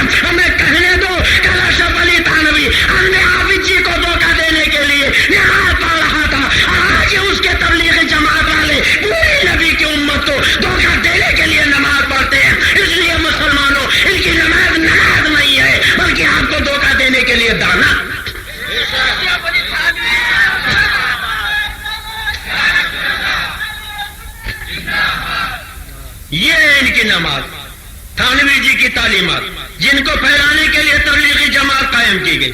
اور اگر اجازت دیجیے تو ایک دو تعلیمات اور بتا دوں کہ نہ بتاؤ؟ سننا چاہتے ہیں کہ نہیں سننا چاہتے؟ یہ دیکھیے صاحب ایک کتاب اور، کتاب کا نام ہے ملفوظات حکیم الامت. یہ تھانوی کے ملفوظات، اور یہ چھپی ہے دیوبند سے. کہاں سے؟ دیوبند کیا ہے؟ اگر اجازت دیجیے یہ بھی بتا دوں. بریلی کے کوئی مولوی نہیں، خود دیوبند کا فاضل احمد عثمانی کہتا دہا کی دار ہے، یاجوج کی ہے یہ اس میں، وطن فروشی کا ہو، بدی کی بے اس میں، جو اس کے نون میں نعرے جہیم غلطاں، تو اس کے دار سے دہقانیت نمایاں. ملے گی ہنس تو بیچارہ دیوبند بنا، اب برے خمیر سے یہ شہر ناپسند. فاضل دیوبند عامل عثمانی کہتے ہیں دغا کی دان، یاجوج کی یہ، وطن فروشی کا واو، بدی کی بے، نعرے جہیم کا نور اور دہقانیت کا دان جب اکٹھا کیا گیا تب جا کے دیوبند بنا. یہ تمہارا مرکز اور ہمارا مرکز بریلی. بولو کیا ہے؟ زور سے بولو کیا ہے؟ یہ علماء فرماتے بریلی اصل میں بریلی، جس کے معنی نجات میرے لیے. گویا ہمارے مرکز کا نام ہی بتا رہا، آؤ ہمارے دامن سے وابستہ ہو جاؤ، نجات حوالے لے. تو یہ ہے دیوبند کی کتاب الغازات الیومیہ. اس کا صفحہ ہے 474. کون سا صفحہ ہے؟ جلد ہے 2 قصہ ہے 5. لکھتے ہیں ایک روز سب لڑکوں لڑکیوں کے جوتے جمع کر کے، لڑکوں کے جوتے تو جمع ہی کیے، تھانوی جی نے لڑکیوں کے بھی جوتے جمع کیے اور ان کو برابر رکھا اور ایک جوتے کو سب کے آگے رکھا. وہ گویا امام تھا اور ان کھڑے کر کے اس پر کپڑے کی چھت بنائی، وہ مسجد قرار دی. جوتا امام، جوتا نمازی، جوتا مقتدی. معاذ اللہ، زور سے بولیے معاذ اللہ. یہ تھانوی کی تعلیمات ہیں جن کو پھیلانے کے لیے تبلیغی جماعت قائم کی گئی. اور سنو، یہی کتاب ہے اور یہی صفحہ. لکھتے ہیں برسات کا زمانہ تھا، کبھی پانی برستا تھا کبھی نکل جاتا تھا. اماں کا انتقال ہو گیا تھا، ابا تھے، بھیا تھے، تھانوی جی تھے. کئی آدمی تھے؟ 3. کہتے ہیں بارش کے زمانے میں آنگن میں 3 چارپائیاں بچتی تھے، ایک ابا کی، ایک بھیا کی، ایک ہماری. 3 چارپائیاں برابر بچ جاتی. کہتے ہیں ایک مرتبہ چپکے سے کیا کیا کہ رسی اٹھائی اور لے گئے ساری چارپائیوں کے پائے کس کے باندھ دیے، خوب جگہ کے باندھ دیے، اچھی طرح رسی سے کس دیا. اب آگے لکھتے ہیں دیکھیے، کہتے ہیں باندھ کے سو گئے. پھر والد صاحب بھی آ کر لیٹ گئے. اتفاق سے بارش آئی، والد صاحب اٹھے، ہم کو بھی اٹھایا، بچپن کی نیند تھی، ہوں کر کے پھر سو گئے. یہ تو آپ جانتے ہیں اگر کوئی سو رہا ہو تو جگانا آسان ہے، اگر کوئی جاگ رہا ہو اس کو جگائیے تو جاگے گا. تب یہ تو جان بوجھ کے سوئے ہوئے تھے نا. اب ابا جگا رہے ہوں کر کے اس کروٹ، پھر جگایا ہوں کر کے اس کروٹ. کہتے ہوں کر کے لیٹ گئے. والد صاحب جلائے نہیں اٹھتے تو پڑا رہنے دیا. اپنی چارپائی گھسیٹی، تینوں چارپائیاں ایک ساتھ چلی آ رہی. ایک چارپائی گھسیٹی تو تینوں چلی آ رہی. بے حد غصہ ہوئے، فرمایا ایسی ایسی حرکتیں کرتے، اب سب بھیگ رہے ہیں. چاقو ڈھونڈا، اتفاق سے جلدی میں رسی کاٹنے کے لیے چاقو بھی نہ ملا. آخر خود ہی باورچی خانے سے چاقو لائے، تلاش کر کے ان سب رسیوں کو کاٹا، تب چارپائیاں اڑ سکی. اب دیکھو، ابا پریشان ہوئے، بستر بھیگا، چارپائی بھیگی. بولو بھیگی کہ نہیں؟ اور آج کیا کہتا ہے؟ وہ بالوالدین احسانا، ماں باپ کے ساتھ اچھا سلوک کرو. اللہ فرماتا ولا تقل لهما اف ولا تنهرهما. جب تمہارے ماں باپ بوڑھے ہو جائیں تو انہیں اف نہ کہو، انہیں جھڑکو نہیں. ہمارے آپ کے آقا فرماتے، صحابہ نے پوچھا یا رسول اللہ کوئی ماں باپ کے بارے میں فرمائے، تو فرمایا ماں باپ ہی تمہاری جنت ہے، ماں باپ ہی تمہاری دوزخ ہے. یعنی چاہو تو ماں باپ کو راضی کر کے جنتی بن جاؤ اور چاہو تو ماں باپ کو ناراض کر کے جہنمی بن جاؤ. نبی فرماتے ہیں ماں باپ سے محبت کرو. خدا فرماتا ماں باپ کو نہ کرو. مگر یہ تبلیغی جماعت کے مولوی اشرف علی تھانوی جو ماں باپ کو پریشان کر رہے ہیں. اب آپ مجھے بتاؤ، یہ کسی عالم کا، ارے عالم تو عالم کسی مسلمان کا، مسلمان تو مسلمان کسی انسان کا کام ہو سکتا؟ بولو. اور یہی تعلیمات ہے جن کو پھیلانے کے لیے تبلیغی جماعت قائم کی گئی. نبی فرماتے ہیں ماں باپ سے محبت کرو. خدا فرماتا ماں باپ کو نہ کہو. مگر یہ تبلیغ جماعت کے مولوی اشرف علی تھانوی جو ماں باپ کو پریشان کر رہے ہیں. اب آپ مجھے بتاؤ یہ کسی عالم کا، ارے عالم تو عالم کسی مسلمان کا، مسلمان تو مسلمان کسی انسان کا کام ہو سکتا؟ بولو. اور یہی تعلیمات ہے جن کو پھیلانے کے لیے تبلیغ جماعت قائم کی گئی. نبی کی تعلیمات پھیلانے کے لیے نہیں، صحابہ کی تعلیمات پھیلانے کے لیے نہیں. کس کی تعلیمات پھیلانے کے لیے تبلیغ جماعت قائم کی گئی؟ زور سے بولو. تھانوی کی. اگر اجازت دیجیے ایک تعلیم اور بتا دوں. بولیے بتا. یہی کتاب ہے. لکھتے ہیں کہ ایک دن مسجد میں سب نمازیوں کے جوتے جمع کر کے شامیانے پر پھینک دیے. جوتا چورانا آج کا نیا طریقہ نہیں، پہلے ہی سے چلا رہا. کبھی مسجد میں جاؤ اگر جوتا غائب ہو جائے تو آپ جوتا بعد میں تلاش کرنا، پہلے یہ دیکھنا کوئی جماعتی تو نہیں آ گیا، تھانوی کا ماننے والا تو نہیں آ گیا. یہی کی کتاب میں لکھا تھانوی کا یہ محبوب مشغلہ تھا کہ مسجد کے سارے نمازیوں کے جوتے چورا لیتے تھے. اور سنو لکھتے ایک مرتبہ ان کے ماموں تھے، گرمی میں کہیں سے بھوکے پیاسے گھر آئے اور کھانا نکال کر کھانے میں مشغول ہو گئے. گھر کے سامنے بازار ہے. تھانوی جی دوڑے ہوئے گئے اور سڑک پر سے کتے کا چھوٹا سا پلا پکڑا، گھر لا کر ماموں کے دال کے رکابی میں رکھ دیا. معاذ اللہ. زور سے بولیے معلوم. اتفاق سے ماموں بیچارے نابینا تھے. اب جب انہوں نے دال کے رکابی میں کتے کا پلا رکھ دیا تو ماموں نے روٹی توڑ کے دال میں ڈبونا چاہا تو دال کے بجائے کتا لگا. اب بیچارے روٹی چھوڑ کر کھڑے ہو گئے اور کچھ نہیں کہا. اب مجھے بتاؤ اگر دال کی رکابی میں کتے کا پلا رکھنا یہ کسی مجدد کا کام ہو سکتا؟ جوتے چورانا کسی مجدد کا کام ہو سکتا؟ ماں باپ کو پریشان کرنا کسی مجدد کا کام ہو سکتا ہے؟ نماز میں دھوکہ دینا کسی مجدد کا کام ہو سکتا ہے؟ تو ایسا مجدد وہابیوں کو مبارک ہو اور بریلی کا مجدد ہمیں مبارک ہو. یہی وہ تعلیمات ہیں جن کو پھیلانے کے لیے تبلیغ جماعت قائم کی گئی. اگر اجازت دیجیے بالکل آخری بات بتا دوں بڑی بھیانک بات ہے. یہ دیکھیے صاحب کہتے ہیں ایک روز میں پیشاب کر رہا تھا. تھانوی جی کہتے ہیں ایک دن میں موت رہا تھا. بھائی صاحب نے آ کر میرے سر پہ پیشاب کرنا شروع کر دیا. آوے کا آوا خراب ہے، خود ہی نہیں خراب ہے، بھیا بھی وہی سے. کہتے ہیں میں پیشاب کر رہا تھا، بھیا آئے اور میرے سر پہ پیشاب کرنا شروع کر دیا. ایک روز ایسا ہوا کہ بھائی صاحب پیشاب کر رہے تھے تو یہ چوکنے والے کہاں تھے؟ کہتے ہیں بھائی صاحب پیشاب کر رہے تھے، میں نے ان کے سر پہ پیشاب کرنا شروع کر دیا. بدلہ پورا کر لیا. اتفاق سے اس وقت والے صاحب تشریف لے آئے. فرمایا یہ کیا حال کرتا ہے؟ میں نے عرض کیا ایک روز انہوں نے میرے سر پہ پیشاب کیا تھا، بھائی صاحب نے بالکل انکار کر دیا، مختصر سے پٹائی ہوئی. اب آگے لکھتے غرض جو کسی کو نہ سوجتی تھی وہ ہم دونوں بھائیوں کو سوجتی تھی. بالکل 100% سچی بات کہہ دی. اب بتاؤ نماز میں دھوکہ دینا کبھی آپ کو سوجا؟ نبی کے علم پاک کو کتے سور کے علم سے تشبیہ دینا معاذ اللہ کبھی آپ کو سوجا؟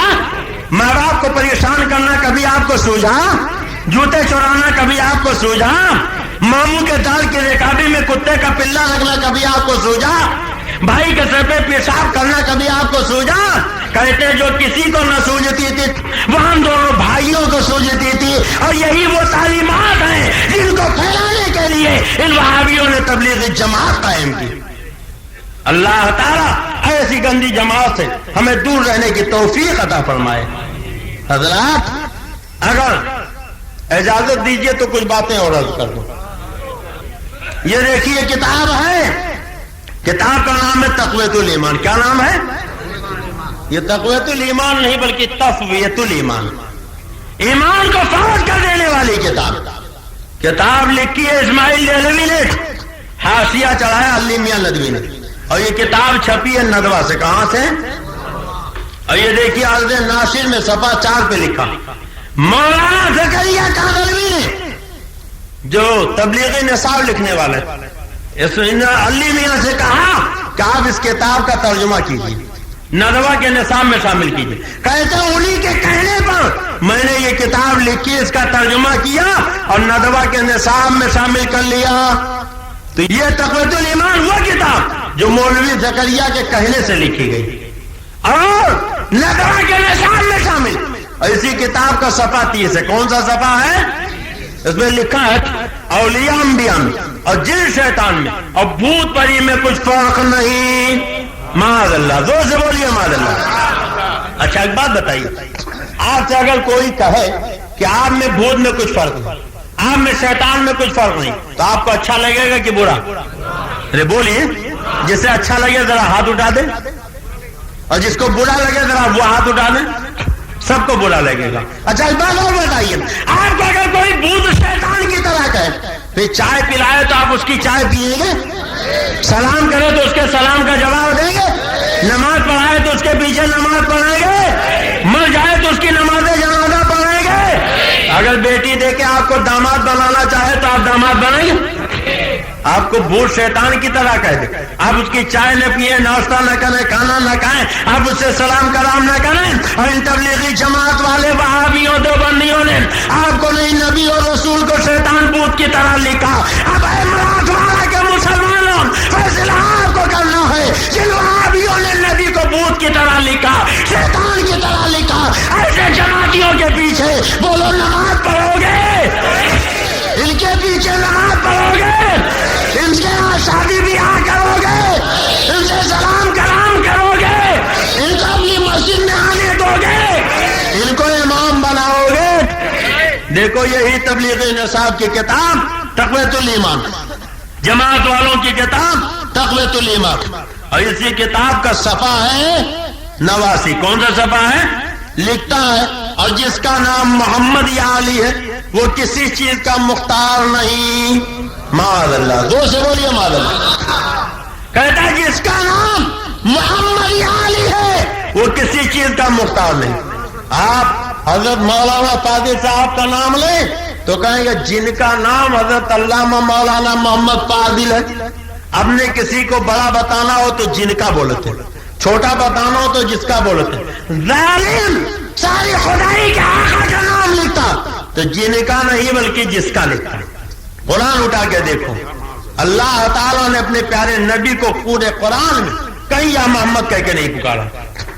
اللہ جس نے پیدا کیا جب اپنے نبی کو یاد کیا تو کہیں یا ایھا النبی کہا, کہیں یا ایھا الرسول کہا, کہیں رحمت للعالمین کہا, کہیں نور مبین کہا, کہیں مزمل و مدثر کہا. چہرے سے زلفیں ہٹائی تو والضحیٰ کہہ دیا, چہرے پہ زلفیں بکھیری تو اللیل اذا سجا فرما دیا, کالا کمبل اوڑھا تو یا ایھا المزمل کہہ دیا, چادر لپیٹی تو یا ایھا المدثر کہہ دیا.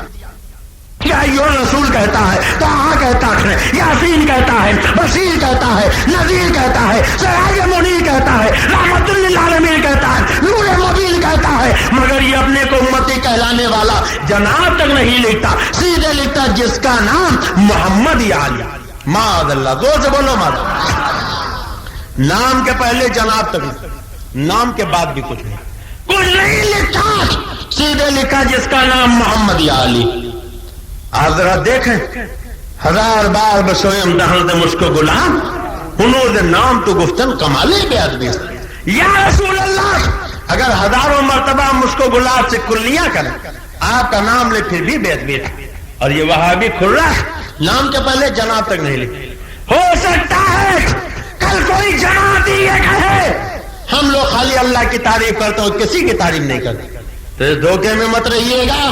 یہی کتاب تقویۃ الایمان, اسی کتاب کا ٹائٹل پہ اپنے ملا کا نام لکھا تو لکھا مجاہد اسلام عالم ربانی مولانا شاہ اسماعیل شہید رحمت اللہ علیہ, حضرت مولانا سید ابو الحسن علی ندوی. کلیجے پہ ہاتھ رکھ کے مسلمانوں سوچو, اپنے مولانا کا نام لکھا تو القاب و آداب کے ٹائٹل لگا دیے. مجاہد اسلام بھی لکھا, عالم ربانی بھی لکھا, مولانا صاحب بھی لکھا, شہید رحمت اللہ علیہ بھی لکھا, حضرت بھی لکھا. اپنے مولانا کا نام لکھا تو مجاہد اسلام لکھا, عالم ربانی لکھا, حضرت لکھا, مولانا لکھا, شاہ لکھا, اور ساری خدائی کے آقا کا نام لکھا, محبوب خدا کا نام لکھا, تو یاسین کا نام لکھا. لکھا, وزیر و نظیر کا نام لکھا تو جناب تک نہیں لکھا, سیدھے لکھا جس کا نام محمد علی ہے وہ کسی چیز کا مالک و مختار نہیں. مراٹھ والے کے مسلمانوں یا جو مصطفیٰ کی توہین نہیں, جس پیغمبر کا تم کلمہ پڑھتے ہو اس نبی کی توہین ہے. ہم وفادار امتی کا کلیجہ تڑپ جاتا.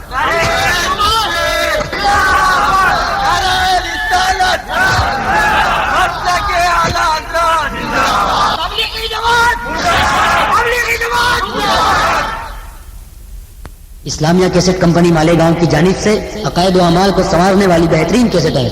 علامہ اختر رضا خان غری میاں کی آواز میں ثواب اعظم یاد رضا ترانہ حمد, الحاج محمد یوسف رضا قادری صاحب کی لاجواب تقریر زلزلہ تقلید حق یا باطل, علامہ قمرالزمان اعظمی صاحب کی شاندار کیسٹیں, مفتی اعظم عالم شان نبی مولانا سید شاکر الحق قادری صاحب کی تقریریں, مقام مصطفیٰ اور ترجمہ قرآن, جنگ بدر, بیماریوں کا قرآنی علاج, تقلید اور مذہب حنفی, نماز کے مسائل, روزہ کے مسائل, وضو پاکی اور زکوٰۃ کے مسائل, علامہ مشتاق احمد نظامی رحمۃ اللہ علیہ کی تقریریں, دیوبندی بولتے ہیں مگر سمجھتے نہیں, روحانیت کیا ہے, مولانا غلام محی الدین سبحانی صاحب کی کیسٹیں, پیارے نبی کی پیاری زندگی, قیامت کا منظر, علم غیب, توبہ, شان غوث اعظم, مولانا عبد المصطفیٰ حشمتی صاحب کی تقریریں, وطن کے غدار کون, کیوں نہیں ہوتے مسلمان ایک, باطل کی پہچان, دیوبند کا بے حیا مجدد جناب اویس رضا قادری صاحب کی نافیہ کیسٹیں,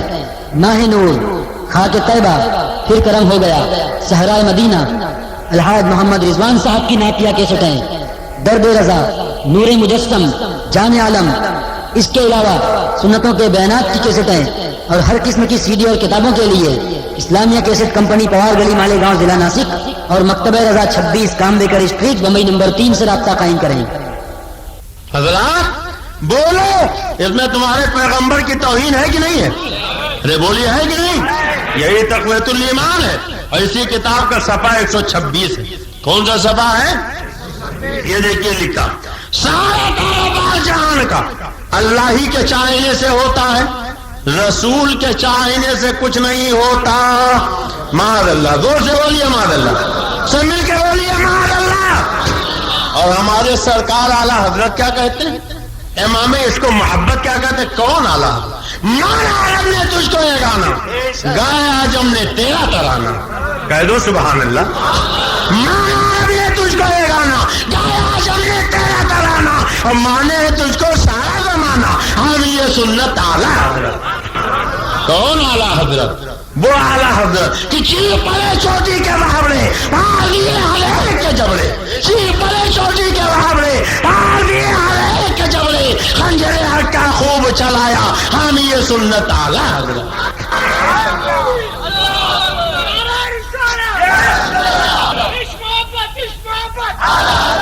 سنو, تبلیغی جماعت والے لکھتے ہیں سارا کاروبار جہان کا اللہ ہی کے چاہنے سے ہوتا, رسول کے چاہنے سے کچھ نہیں ہوتا. معاذ اللہ, زور سے بولو معاذ اللہ. اور میرے اعلیٰ حضرت فرماتے ہیں, اے جماعتیوں, اے وہابیوں, اے تبلیغیوں, وہ تمہارا ڈپلیکیٹ رسول ہوگا, وہ تمہارا بناسپتی نبی ہوگا, وہ تمہارا ڈالڈا مار کا پیغمبر ہوگا جو خدا کی چاہت کے علاوہ چاہے. ہم نے جس نبی کے کلمہ پڑھا, جس رسول کے کلمہ پڑھا, ہمارے نبی کی شان تو یہ ہے کہ میرا نبی وہ چاہتا ہی نہیں جو خدا نہ چاہے. ارے کہہ دو سبحان اللہ, زور سے کہہ دو سبحان اللہ. ہمارا نبی وہ ہے جو وہی چاہتا ہے جو اس کا خدا چاہتا ہے, اور سن لو, خدا وہی چاہتا ہے جو اس کا پیارا مصطفیٰ چاہتا ہے. ہمارا نبی وہ چاہتا ہے جو خدا چاہتا ہے, اور خدا وہ چاہتا ہے جو پیارا مصطفیٰ چاہتا ہے. وہی قول خدا بند تعالی بے شک جو ہوا آپ کا فرمان رسول عربی. اور اگر یقین نہیں ہے تو دو دو چار کے شکل میں کچھ ایسی باتیں بتا دوں کہ ہمارے محترم حضرت علامہ فاضل صاحب نہ ہو, حاجی توفیق صاحب نہ ہو, تو آپ تنہا مناظرہ کر لیجئے. بولیے بتا دوں, یہ بتا دوں. جماعت والے کہتے ہیں سب اللہ کے چاہنے سے ہوتا, رسول کے چاہنے سے کچھ نہیں ہوتا. ہم کہتے ہیں رسول وہ چاہتے ہی نہیں جو اللہ نہ چاہتا. ہمارے سرکار وہی چاہتے جو خدا چاہتا تھا، لیکن اگر تم نے الگ الگ کر دیا تب آؤ بتاؤ، آپ کے ہاں نماز ہوتی ہے؟ ارے بولی ہوتی ہے؟ 5 وقت کی مسجد ہے آپ کے جالنا میں، تو جب نماز ہوتی ہے تو نماز سے پہلے اذان بھی ہوتی ہوگی؟ بولی ہوتی ہے؟ فجر سے پہلے اذان ہوتی ہے؟ ظہر عصر مغرب عشاء سے پہلے اذان ہوتی ہے؟ اذان ہوتی۔ ہم نے تو دیکھا خالی جالنا میں نہیں، مالیگاؤں میں بھی اذان ہوتی، بمبئی میں بھی اذان ہوتی، ابھی گوا گئے تھے تقریر کے لیے، دیکھا وہاں بھی اذان ہوتی، کرناٹک گئے وہاں بھی، بنگال میں بھی، بہار میں بھی، اڑیسہ میں بھی، 4 مرتبہ دبئی گئے وہاں بھی، مکہ شریف مدینہ شریف گئے وہاں بھی، ساری دنیا میں جہاں جہاں مسجد ہے جب نماز ہوتی ہے تو نماز سے پہلے بولو کیا ہے؟ نماز سے پہلے اذان ہوتی۔ اچھا جناب، فجر سے پہلے اذان، ظہر سے پہلے اذان، عصر سے پہلے اذان، مغرب سے پہلے اذان، عشاء سے پہلے اذان، 5 وقت نماز سے پہلے اذان۔ تم کہے تو اللہ کے چاہنے سے ہوتا، رسول کے چاہنے سے کچھ نہیں، تو قرآن کے کس پارے میں ہے؟ اللہ نے کب کہا فجر سے پہلے اذان دو، ظہر سے پہلے اذان دو، عصر مغرب عشاء سے پہلے اذان دو؟ پورے قرآن میں کہیں ہے؟ پورا قرآن پڑھ ڈالیے، اللہ نے اذان کا حکم ہی نہیں دیا، اور جب اللہ نے اذان کا حکم نہیں دیا تو فجر سے پہلے اذان کیوں دیتے ہو؟ ظہر سے پہلے اذان کیوں دیتے ہو؟ مغرب عشاء سے پہلے اذان کیوں دیتے ہو؟ کہو گے عبد المصطفیٰ اللہ نے نہیں حکم دیا مگر رسول اللہ نے دیا۔ بولو اذان کا حکم کس نے دیا؟ زور سے بولو کس نے دیا؟ جس کا یہ عقیدہ ہے کہ رسول کے چاہنے سے ہوتا تو اسے چاہیے کہ اذان دے کے نماز پڑھے، اور تبلیغی جماعت کا عقیدہ ہے کہ رسول کے چاہنے سے کچھ نہیں ہوتا تو ان وہابیوں سے کہہ دو اگر تمہاری ماں نے خطا نہیں کی ہے تو اب اپنی مسجدوں میں اذان دینا بند کرو، فجر کی اذان بند کرو، ظہر کی اذان بند کرو، عصر کی اذان بند کرو، مغرب کی اذان بند کرو، عشاء کی اذان بند کرو۔ اب اگر اذان دینا ہے تو اس کی ایک ہی صورت ہے کہ جالنا کے چوراہے پر تقویت الایمان میں آگ لگا دو، وہاں بھی ایسے توبہ کرو، اور بریلی کے چوکٹ پکڑ کے کہو میں مجرم ہوں آقا، مجھے ساتھ لے لو، یہ راستے میں ہے جا بچا۔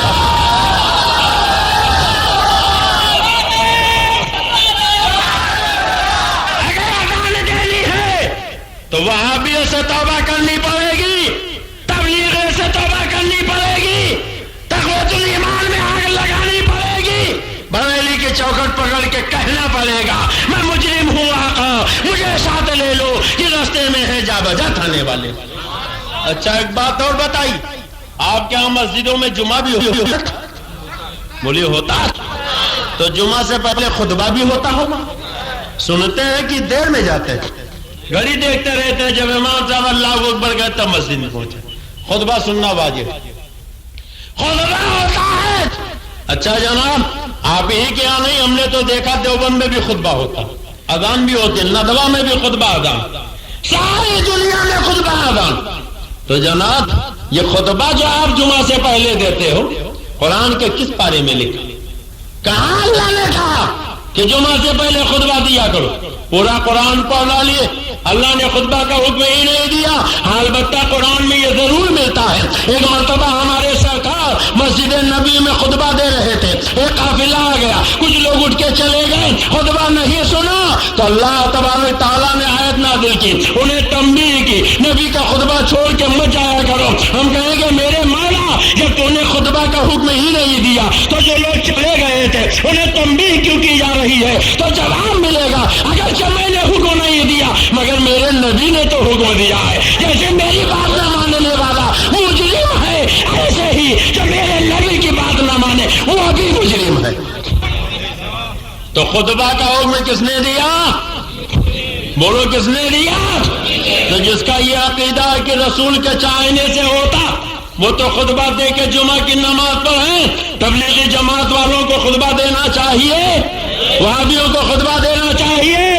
اب ان سے کہہ دو اگر نطفہ صحیح ہے تو کل سے تم تقویت الایمان میں آگ لگاؤ، وہابیوں سے توبہ کرو، تب خطبہ دینا، بریلی کی چوکٹ پکڑ کے کہنا میں مجرم ہوں آقا، مجھے ساتھ لے لو، یہ راستے میں ہے جا بجا تھانے والے۔ اچھا ایک بات اور بتائیے، جالنا میں لوگ مرتے بھی ہیں، مرتے کہ نہیں مرتے؟ مرتے ہیں، یہاں بھی مرتے ہیں۔ اچھا آپ میں سے کتنے لوگوں کو نہیں مرنا ذرا ہاتھ اٹھا دیں، کوئی آب حیات پی کے آیا ہو؟ اچھا صاحب کتنے لوگوں کو مرنا ذرا وہ ہاتھ اٹھا دیں۔ اب دیکھیے کچھ بوڑھے اتنے ہی اٹھا رہے ہیں، کچھ اٹھا ہی نہیں رہے کہ ایسا نہ ہو موت کو فرشتہ دیکھ لے جلدی آ جائے۔ ارے اتنا اٹھاؤ گے تب مرو گے، اتنا اٹھاؤ گے تب مرو گے، اور نہیں اٹھاؤ گے تو بھی مرو گے۔ بولو مرو گے کہ نہیں مرو گے؟ مرنا ہے کہ نہیں مرنا؟ موت برحق ہے، سب کو مرنا ہے۔ اچھا جب آدمی مر جاتا تو مرنے کے بعد کیا ہوتا؟ نہلایا گیا، دلایا گیا، کفنایا گیا، ٹکٹی پہ لٹایا گیا، رسی سے جکڑا گیا، لے کے چل پڑے، اور ہمارے یہاں پھولوں میں بسایا گیا۔ اب یہ تو اپنا اپنا نصیبہ، کوئی کس کے جاتا، کوئی پھولوں میں بس کے جاتا،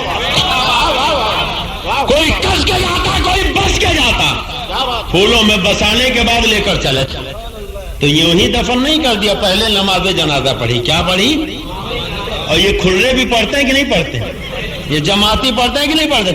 12 کے ڈبل والے پڑھتے ہیں کہ نہیں پڑھتے؟ اچھا جناب نماز جنازہ پڑھی تو قرآن کے کس پارے میں ہے؟ اللہ نے کب کہا کہ نماز جنازہ پڑھو؟ پورا قرآن پڑھ ڈالیے، اللہ نے کہیں نماز جنازہ کا حکم ہی نہیں دیا، واضح طور پہ فرمایا ہی نہیں۔ ہاں یہ تو فرمایا لا تصلی علی احد منهم مات ابدا ولا تقم علی قبرہ۔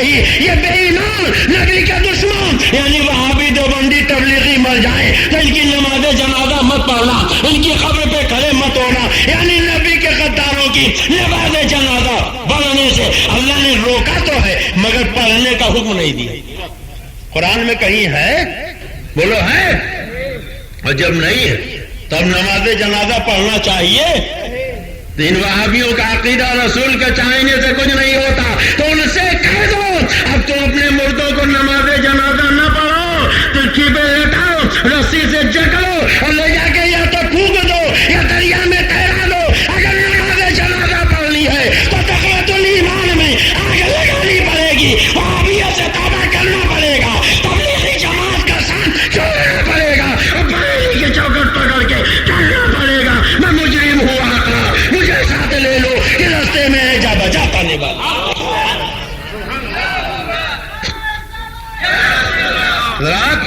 بمبئی کا ایک لکھپتی سیٹ بیٹا جوان ہو گیا، شادی کا ارادہ ہوا، بڑے کر و فر سے بارات سجائی۔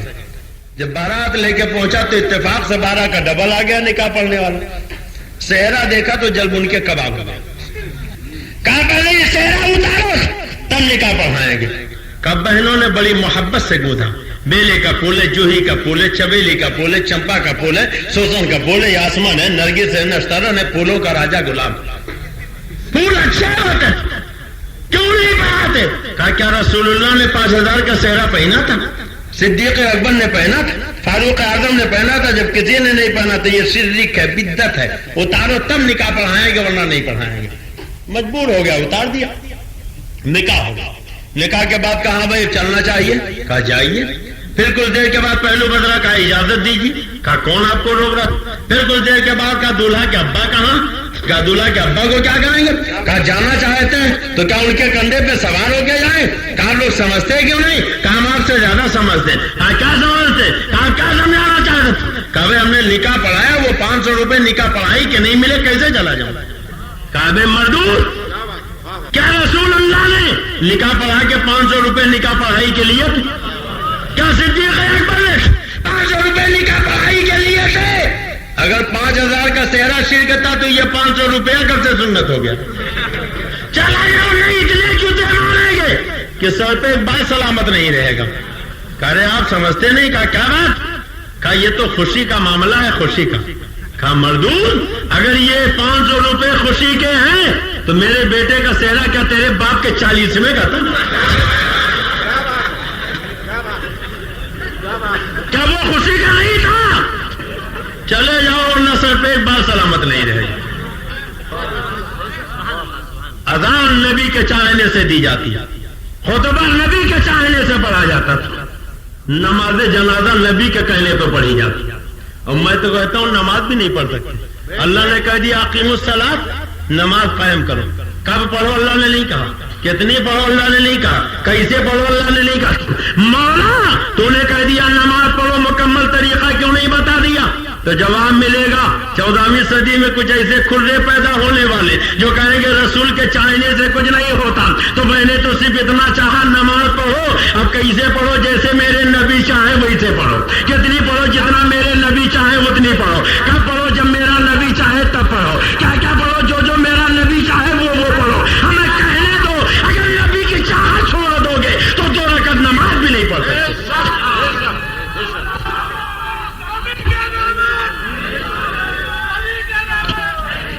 حضرات یہ تو خالی آپریشن ہو رہا، اب دوبارہ بلائیے گا تب پوسٹ مارٹم ہوگا. ابھی تو خالی آپریشن ہے، پوسٹ مارٹم کا نمبر بعد میں آئے گا انشاءاللہ. میں یہ کہہ رہا تھا پہچانو نبی کا وفادار کون ہے، نبی کا غدار کون ہے. یہ اشرف علی تھانوی کی تعلیمات جن کو پھیلانے کے لیے تبلیغی جماعت قائم کی گئی. یہ دیکھیے کتاب کا نام ہے الامداد. بولو کیا نام ہے؟ الامداد. یہ رسالہ دیوبند سے چھپا اور اس رسالے میں لکھا ہے کہ ایک مرتبہ تھانوی کے ایک مرید نے نیند میں پڑھا لا الہ الا اللہ اشرف علی رسول اللہ معاذ اللہ، اور جب جاگ گیا تو اس نے سوچا کلمہ غلط پڑھ گیا، لاؤ پھر سے صحیح پڑھے. تو جاگنے کے بعد بھی پڑھتا لا الہ الا اللہ اشرف علی رسول اللہ. پھر سوچا لاؤ درود پڑھے، تو لکھتا جب درود پڑھا تو پڑھا اللہم صلی علی سیدنا و نبینا مولانا اشرف علی معاذ اللہ. زور سے بولو معاذ اللہ. اب کہتا حضور بتائیے کیا ہے؟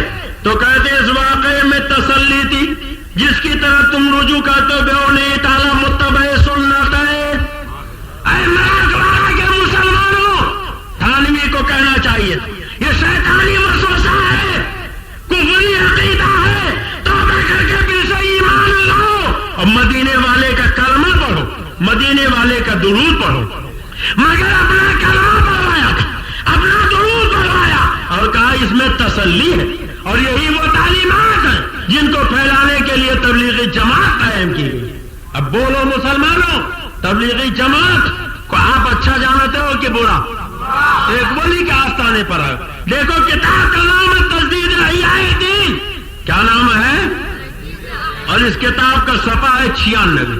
کون سا صفحہ ہے؟ زور سے بولیے. لکھا جو لوگ حاجتیں طلب کرنے کے لیے اجمیر یا سالار مسعود کی قبر یا ایسے ہی دوسرے مقامات پر جاتے ہیں، وہ اتنا بڑا گناہ کرتے ہیں کہ قتل و زنا کا گناہ اس سے کم تر ہے. معاذ اللہ. زور سے بولو معاذ اللہ. سارا مہینہ بولے معاذ اللہ. آپ بزرگوں کے ہاں جاتے ہو، بولو جاتے ہو، حضرت شیر سوار رحمت اللہ علیہ کے آستانے پر آتے ہو، کتنے لوگ آتے ہیں؟ سب ہاتھ اٹھا رہے ماشاءاللہ سب آتے ہیں. یہ حضرت کا کون سا عرس ہے؟ 724واں سالانہ. گویا 724 سال سے حضرت کا عرس سے پاک ہو رہا. کتنے دنوں سے؟ زور سے بولیے. کتنے دنوں سے؟ 724 سال سے ہمارے حضرت کا عرس ہو رہا. اور دیوبند ندوہ کی زندگی کتنی ہے؟ زیادہ سے زیادہ 150 سال. کتنی؟ تو مزاروں پر جانے والوں کو شرک کرنے والے، مزار پر جانے والوں کو قبر پجواتی دردی کرنے والے، ان کی زندگی کتنی؟ اور جانے والوں کی جالنے میں کتنی؟ 724 سال. اب آپ بتاؤ جو 724 سال پرانی بات ہو وہ صحیح ہے یا 150 سال کی؟ ہم ایسی کوئی کتابیں قابل ضبطی سمجھتے ہیں کہ جن کو پڑھ کے بیٹے باپ کو خبتی سمجھتے ہیں. اور حضرت کا عرس تو 724 سال سے ہو رہا. مگر آج ہی عطائے رسول ہند الولی خواجہ سرکار غریب نواز اجمیری کا عرس ہوا. سبحان اللہ. سب مل کے کہہ دو سبحان اللہ. سرکار غریب نواز کا کون سا عرس تھا؟ جی 790 سالانہ. کون سا عرس تھا؟ 790 سالانہ. گویا 790 سال سے ہند کے راجا، ہم سب کے خواجہ عطائے رسول غریب نواز کا وہ سو رہا. بولو کب سے ہو رہا؟ کب سے ہو رہا؟ بریلی شریف کو 100 سال, دیوبند کو 150 سال, اور خواجہ کا عرس کتنے دنوں سے؟ کہتے ہیں بریلی کے اعلیٰ حضرت نے بدعت رائج کی, انہوں نے عرس شروع کیا, انہوں نے چادر کاغذ شروع کیا, انہوں نے یہ عرسوں پہ حاضری دلائی. ارے 790 سال سے خواجہ غریب نواز کا عرس ہو رہا ہے, 724 سال سے حضرت احمد شیر سوار کا عرس ہو رہا ہے, اور تم نے جسے شرک و بدعت کہنا شروع کیا تو بریلی کے تاجدار نے کوئی نیا طریقہ نہیں شروع کیا جو 724 سال پرانا تھا, 790 سال پرانا تھا, جسے تم مٹانا چاہتے تھے.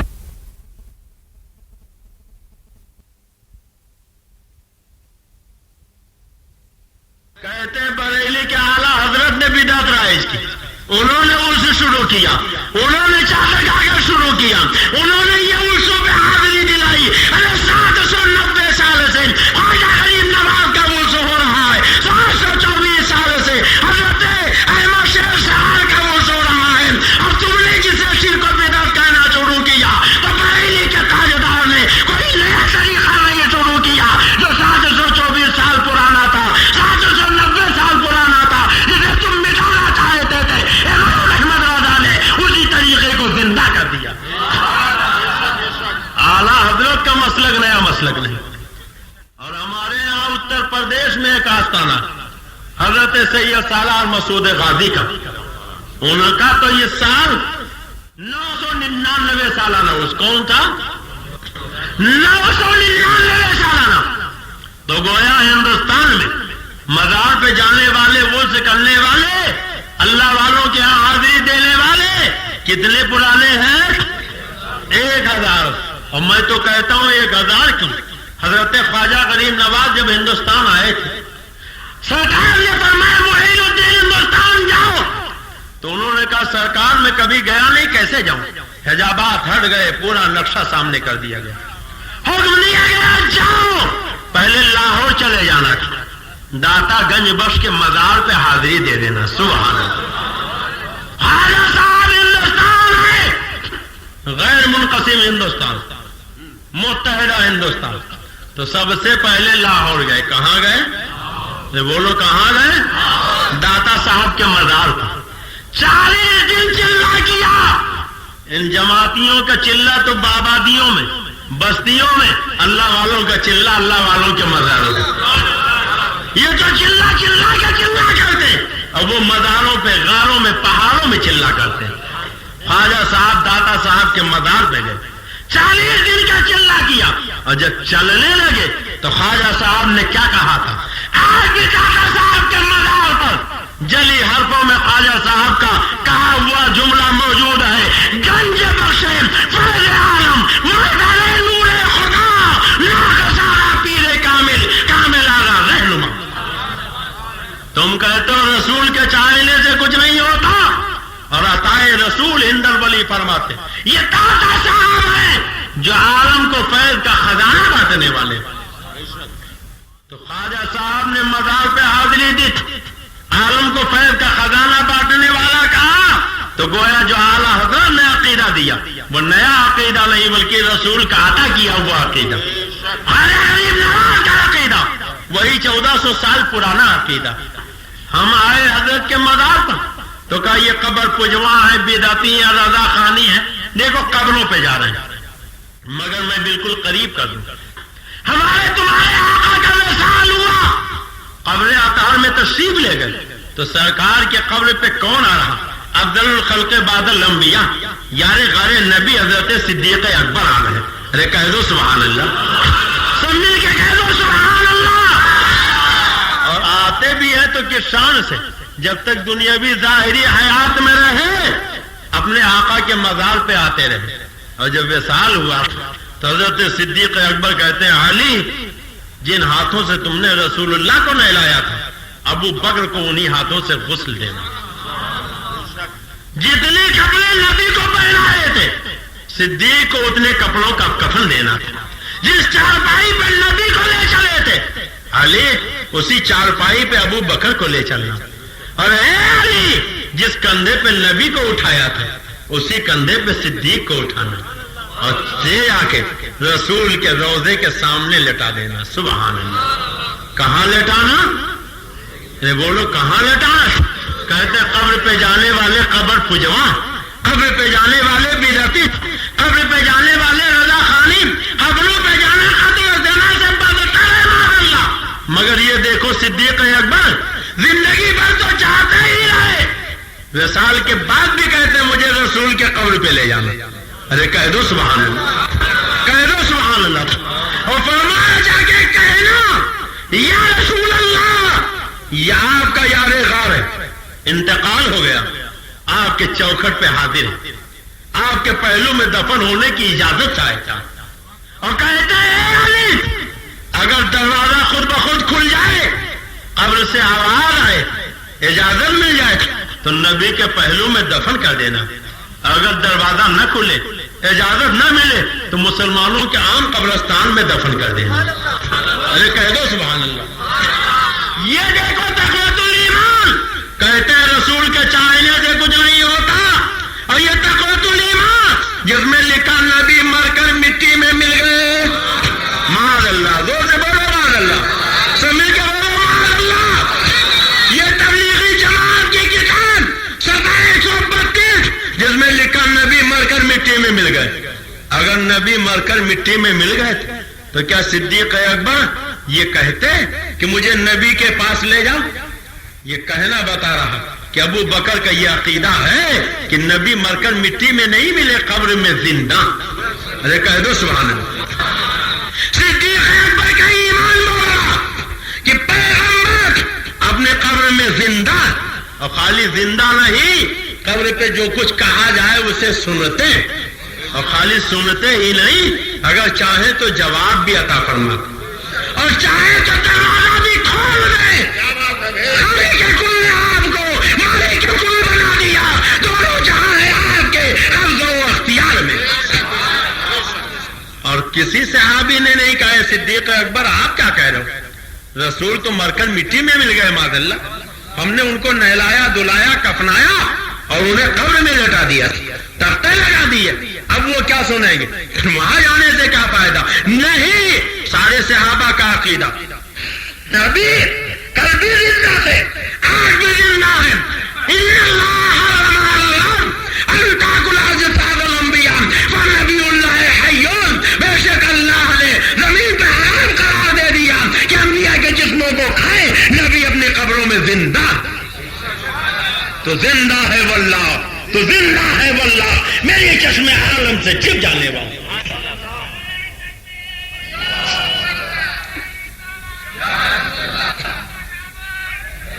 کوئی ایک صحابی کہتا کہ ابو بکر جو نبی مر گئے معاذ اللہ، ان کے یہاں لے جانے سے کیا فائدہ؟ وہ کیا سنیں گے؟ دروازہ خود بخود کیسے کھلے گا؟ وہ کیسے اجازت دیں گے؟ سارے صحابہ نے حضرت صدیق اکبر کی وصیت پہ عمل کیا، مولا علی کندھے پہ لے کے گئے، اور جب نبی کے روضے کے سامنے لٹایا اور کہا یا رسول اللہ یہ آپ کا یار غار ہے، آپ کی چوکھٹ پہ حاضر ہو، آپ کے پہلو میں دفن ہونے کی اجازت چاہتا ہے، تو دروازہ خود بخود کھل گیا. اپنے پاس سے آواز آئی کہ دوست کو دوست کے پہلو میں دفن کر دو. بے شک دوست اپنے دوست کا مشتاق ہے.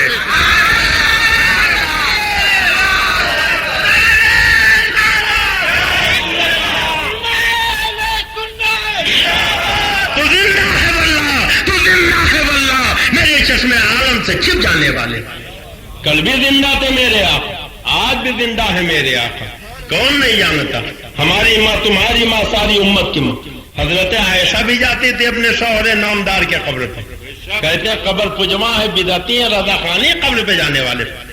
فرماتی حضرت عائشہ کہ پہلے میں بے حجاب جاتی تھی اور بعد میں اچھی طرح چہرے ڈھک کے جانے لگی.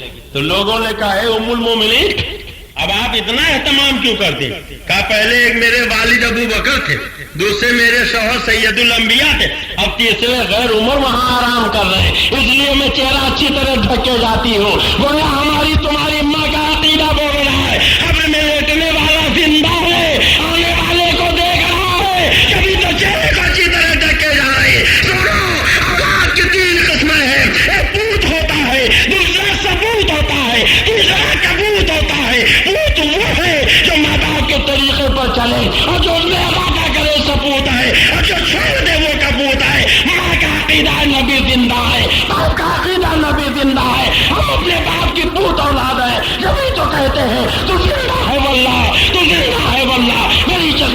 سے چپ جانے والا.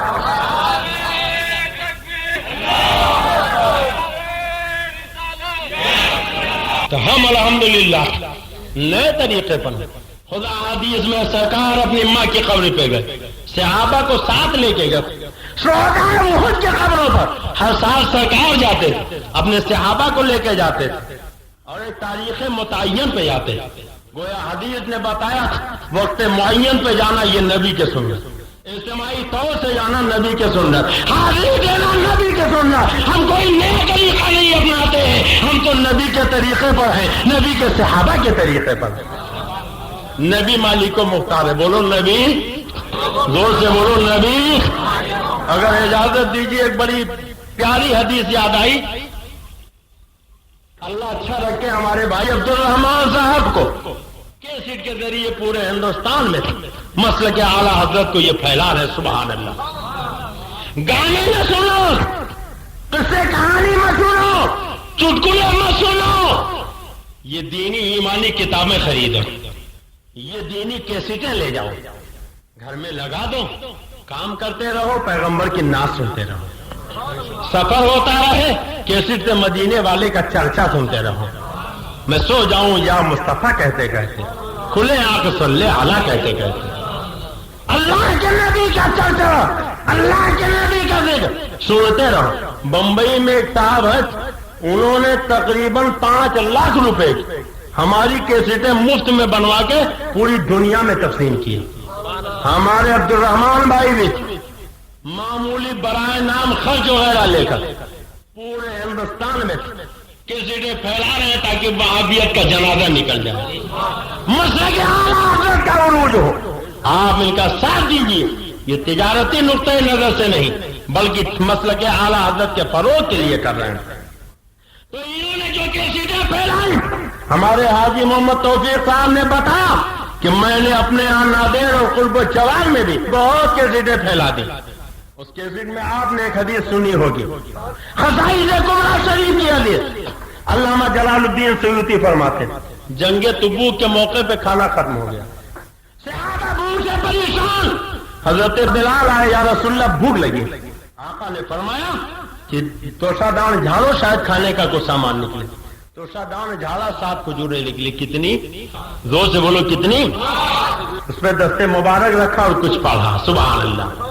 ہاتھ رکھا اور کچھ پڑھا اور پھر فرمایا بلال اب جتنے بھوک ہے سب کو بلا لو. سب آ گئے. فرمایا نکال کے. حضرت بلال کہتے ایک ہاتھ سے نکالتا تھا اور کھا کے دوسرے ہاتھ سے گٹلیاں لگا نکالتا جا رہا تھا, کھاتا جا رہا. حضرت بلال کہتے پیٹ بھر گیا. 7 کھجوروں میں پیٹ بھرے گا؟ بولیے بھرے گا؟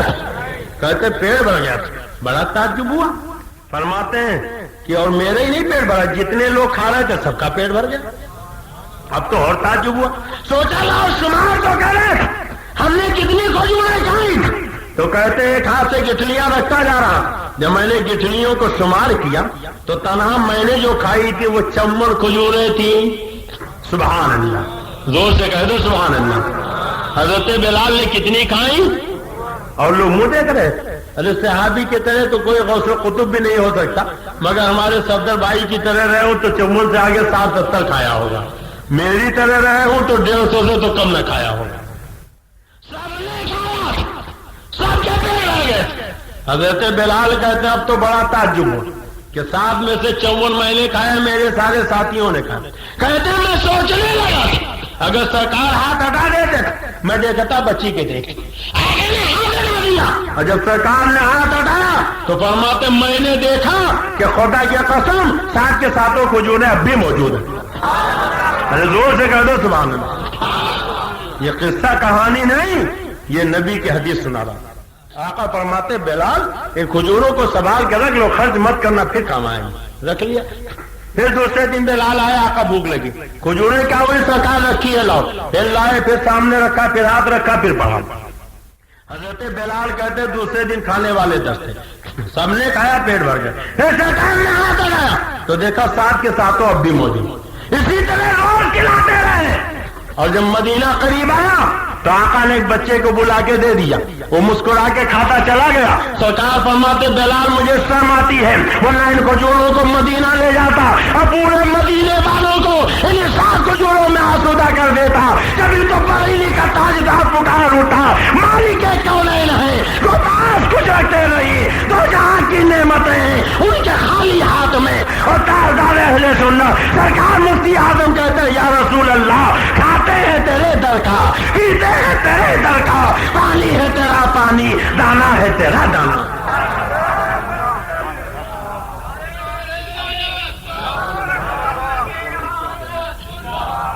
تو نبی مالک بھی ہے مختار بھی ہے، بولو نبی مالک بھی ہے مختار بھی ہے۔ اب یہ وہابی کھلے کہتے ہیں کسی چیز کا مالک و مختار نہیں۔ ہم قبروں پر جاتے ہیں تو کیا کہتے ہیں یہ قبر پجواں ہے بدعتی رضا خانی۔ اب خالی آخری بات، یہ کتاب کا نام ہے ارواح ثلاثہ۔ کیا نام ہے اس کتاب کا؟ صفحہ 339۔ کہتے ہیں ایک مرتبہ نانوتا میں جاڑا بخار کی کثرت ہو گئی۔ آپ کے جالنا میں اگر جوڑی بخار پڑ جائے، آپ ڈاکٹر کے ہاں جاؤ گے، وید کے ہاں جاؤ گے، حکیم کے ہاں جاؤ گے، ٹیبلٹ لوگے، کیپسول لوگے، انجیکشن لگواؤ، بولو یہی ہوگا کہ نہیں؟ مگر جب ان کے نانوتا میں جوڑی بخار پڑا تو نہ ڈاکٹر کے ہاں گئے، نہ وید کے ہاں گئے، نہ حکیم کے ہاں گئے، نہ ٹیبلٹ لیا، نہ انجیکشن لیا، نہ کیپسول لیا۔ کہاں گئے؟ سیدھے اپنے مولانا کی مرگھٹ پہ گئے، اور خالی گئے نہیں، کہتے سو جو سر مولانا کی قبر سے مٹی لے جا کر باندھ لیتا، اسے ہی آرام ہو جاتا۔ ہم آئے حضرت شیر سوار کے آستانے پر، گلاب کے پنکھڑی اٹھا کے ہونٹ پہ رکھ لیں تو کہتے ہیں یہ قبر پجوا ہے، بدعتی ہے، رضا خانی ہے، دیکھو قبر کا پھول کھا رہے تھے۔ ارے ہم کو قبر پجوا کہنے والوں، تم تو قبر چٹوا ہو۔ ارے بولو ہے کہ نہیں؟ تم تو قبر چٹوا ہو۔ یہ تمہارے دیوبند کی کتاب ہے۔ کہتے ہیں جو مولانا کے مرگھٹ کی مٹی اٹھا کے باندھ لے اسے آرام ہو جائے۔ بس اس کثرت سے مٹی لے گئے کہ جب بھی قبر پہ مٹی ڈلواؤں تب ہی ختم۔ صبح ڈلوایا دوپہر میں ختم، دوپہر میں ڈلوایا شام میں ختم، شام میں ڈلوایا رات میں ختم۔ کئی مرتبہ ڈال چکا تو پریشان ہو کر ایک دفعہ مولانا کی قبر پر جا کر کہا، کہاں جا کے کہا؟ ہم حضرت شیر سوار کے قبر پہ آ کے کچھ کہیں، حضرت خواجہ غریب نواز کے قبر پہ جا کے کچھ کہیں تو کہتے یہ قبر پجوا ہے، بدعتی ہے، رضا خانی ہے، اللہ کے بجائے قبر پہ کہہ رہے، اور یہ توحید کے ٹھیکیدار اپنے ملا کے مرگھٹ پہ جا کے کہہ رہے، قبر پہ جا کے کہا۔ کیا کہا؟ دیکھو کہتے ہیں کہ ہماری مصیبت ہو گئی، آپ کی کرامت ہو گئی، کھری کھری سنا رہے۔ اب دیکھو کہتے ہیں یاد رکھو اگر آپ کے کوئی اچھا ہوا تو مٹی نہ ڈالیں گے، ایسے ہی پڑے رہیو، لوگ جوتا پہنے تمہارے اوپر ایسے ہی چلیں گے۔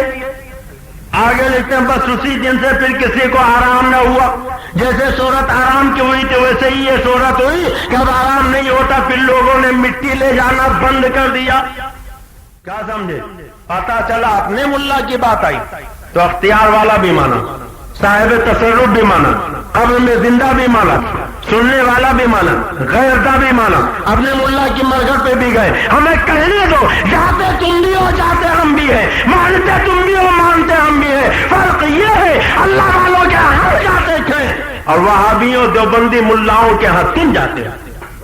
تو وہابی ملاؤں کی محبت تمہیں مبارک، اللہ والوں کی محبت ہمیں مبارک۔ قرآن کہتا ہے وَمِنَ النَّاسِ مَن يَقُولُ آمَنَّا بِاللَّهِ وَبِالْيَوْمِ الْآخِرِ وَمَا هُمْ بِمُؤْمِنِينَ۔ کچھ لوگ لا الہ الا اللہ بھی پڑھتے ہیں، قیامت پر ایمان لانے کا دعویٰ بھی کرتے ہیں، وَمَا هُمْ بِمُؤْمِنِينَ، مگر یہ مومن نہیں۔ اے جالنا اور مراٹھ والا کے سنی مسلمانوں، بولو بات سمجھ میں آ گئی؟ سمجھ میں آ گئی؟ اب آخر میں آپ سے پوچھتا ہوں، حضرت شیر سوار کو گواہ بنا کے، غوث و خواجہ کو گواہ بنا کے، مدینے والے آقا کو گواہ بنا کے اب یہ وعدہ کرو کہ نبی کے ان خطاؤں اور وہابیوں دیوبندیوں سے کوئی تعلق نہیں رکھو گے۔ بولو تعلق رکھو گے؟ ان سے رشتہ ناتا قائم کرو گے؟ ان سے سلام کلام کرو گے؟ ان کے پیچھے نماز پڑھو گے؟ ان کی نماز جنازہ پڑھو گے؟ قرآن کہتا لا تصلی علی احد منہم مات ابدا ولا تقم علی قبرہ، جب یہ نبی کے غدار دشمن مر جائیں تو ان کی نماز جنازہ مت پڑھنا، ان کے قبر پہ کھڑے مت ہونا۔ اللہ تعالی ہم سب کو سرکار اعلی حضرت کے مسلک پر چلنے کی توفیق عطا فرمائے۔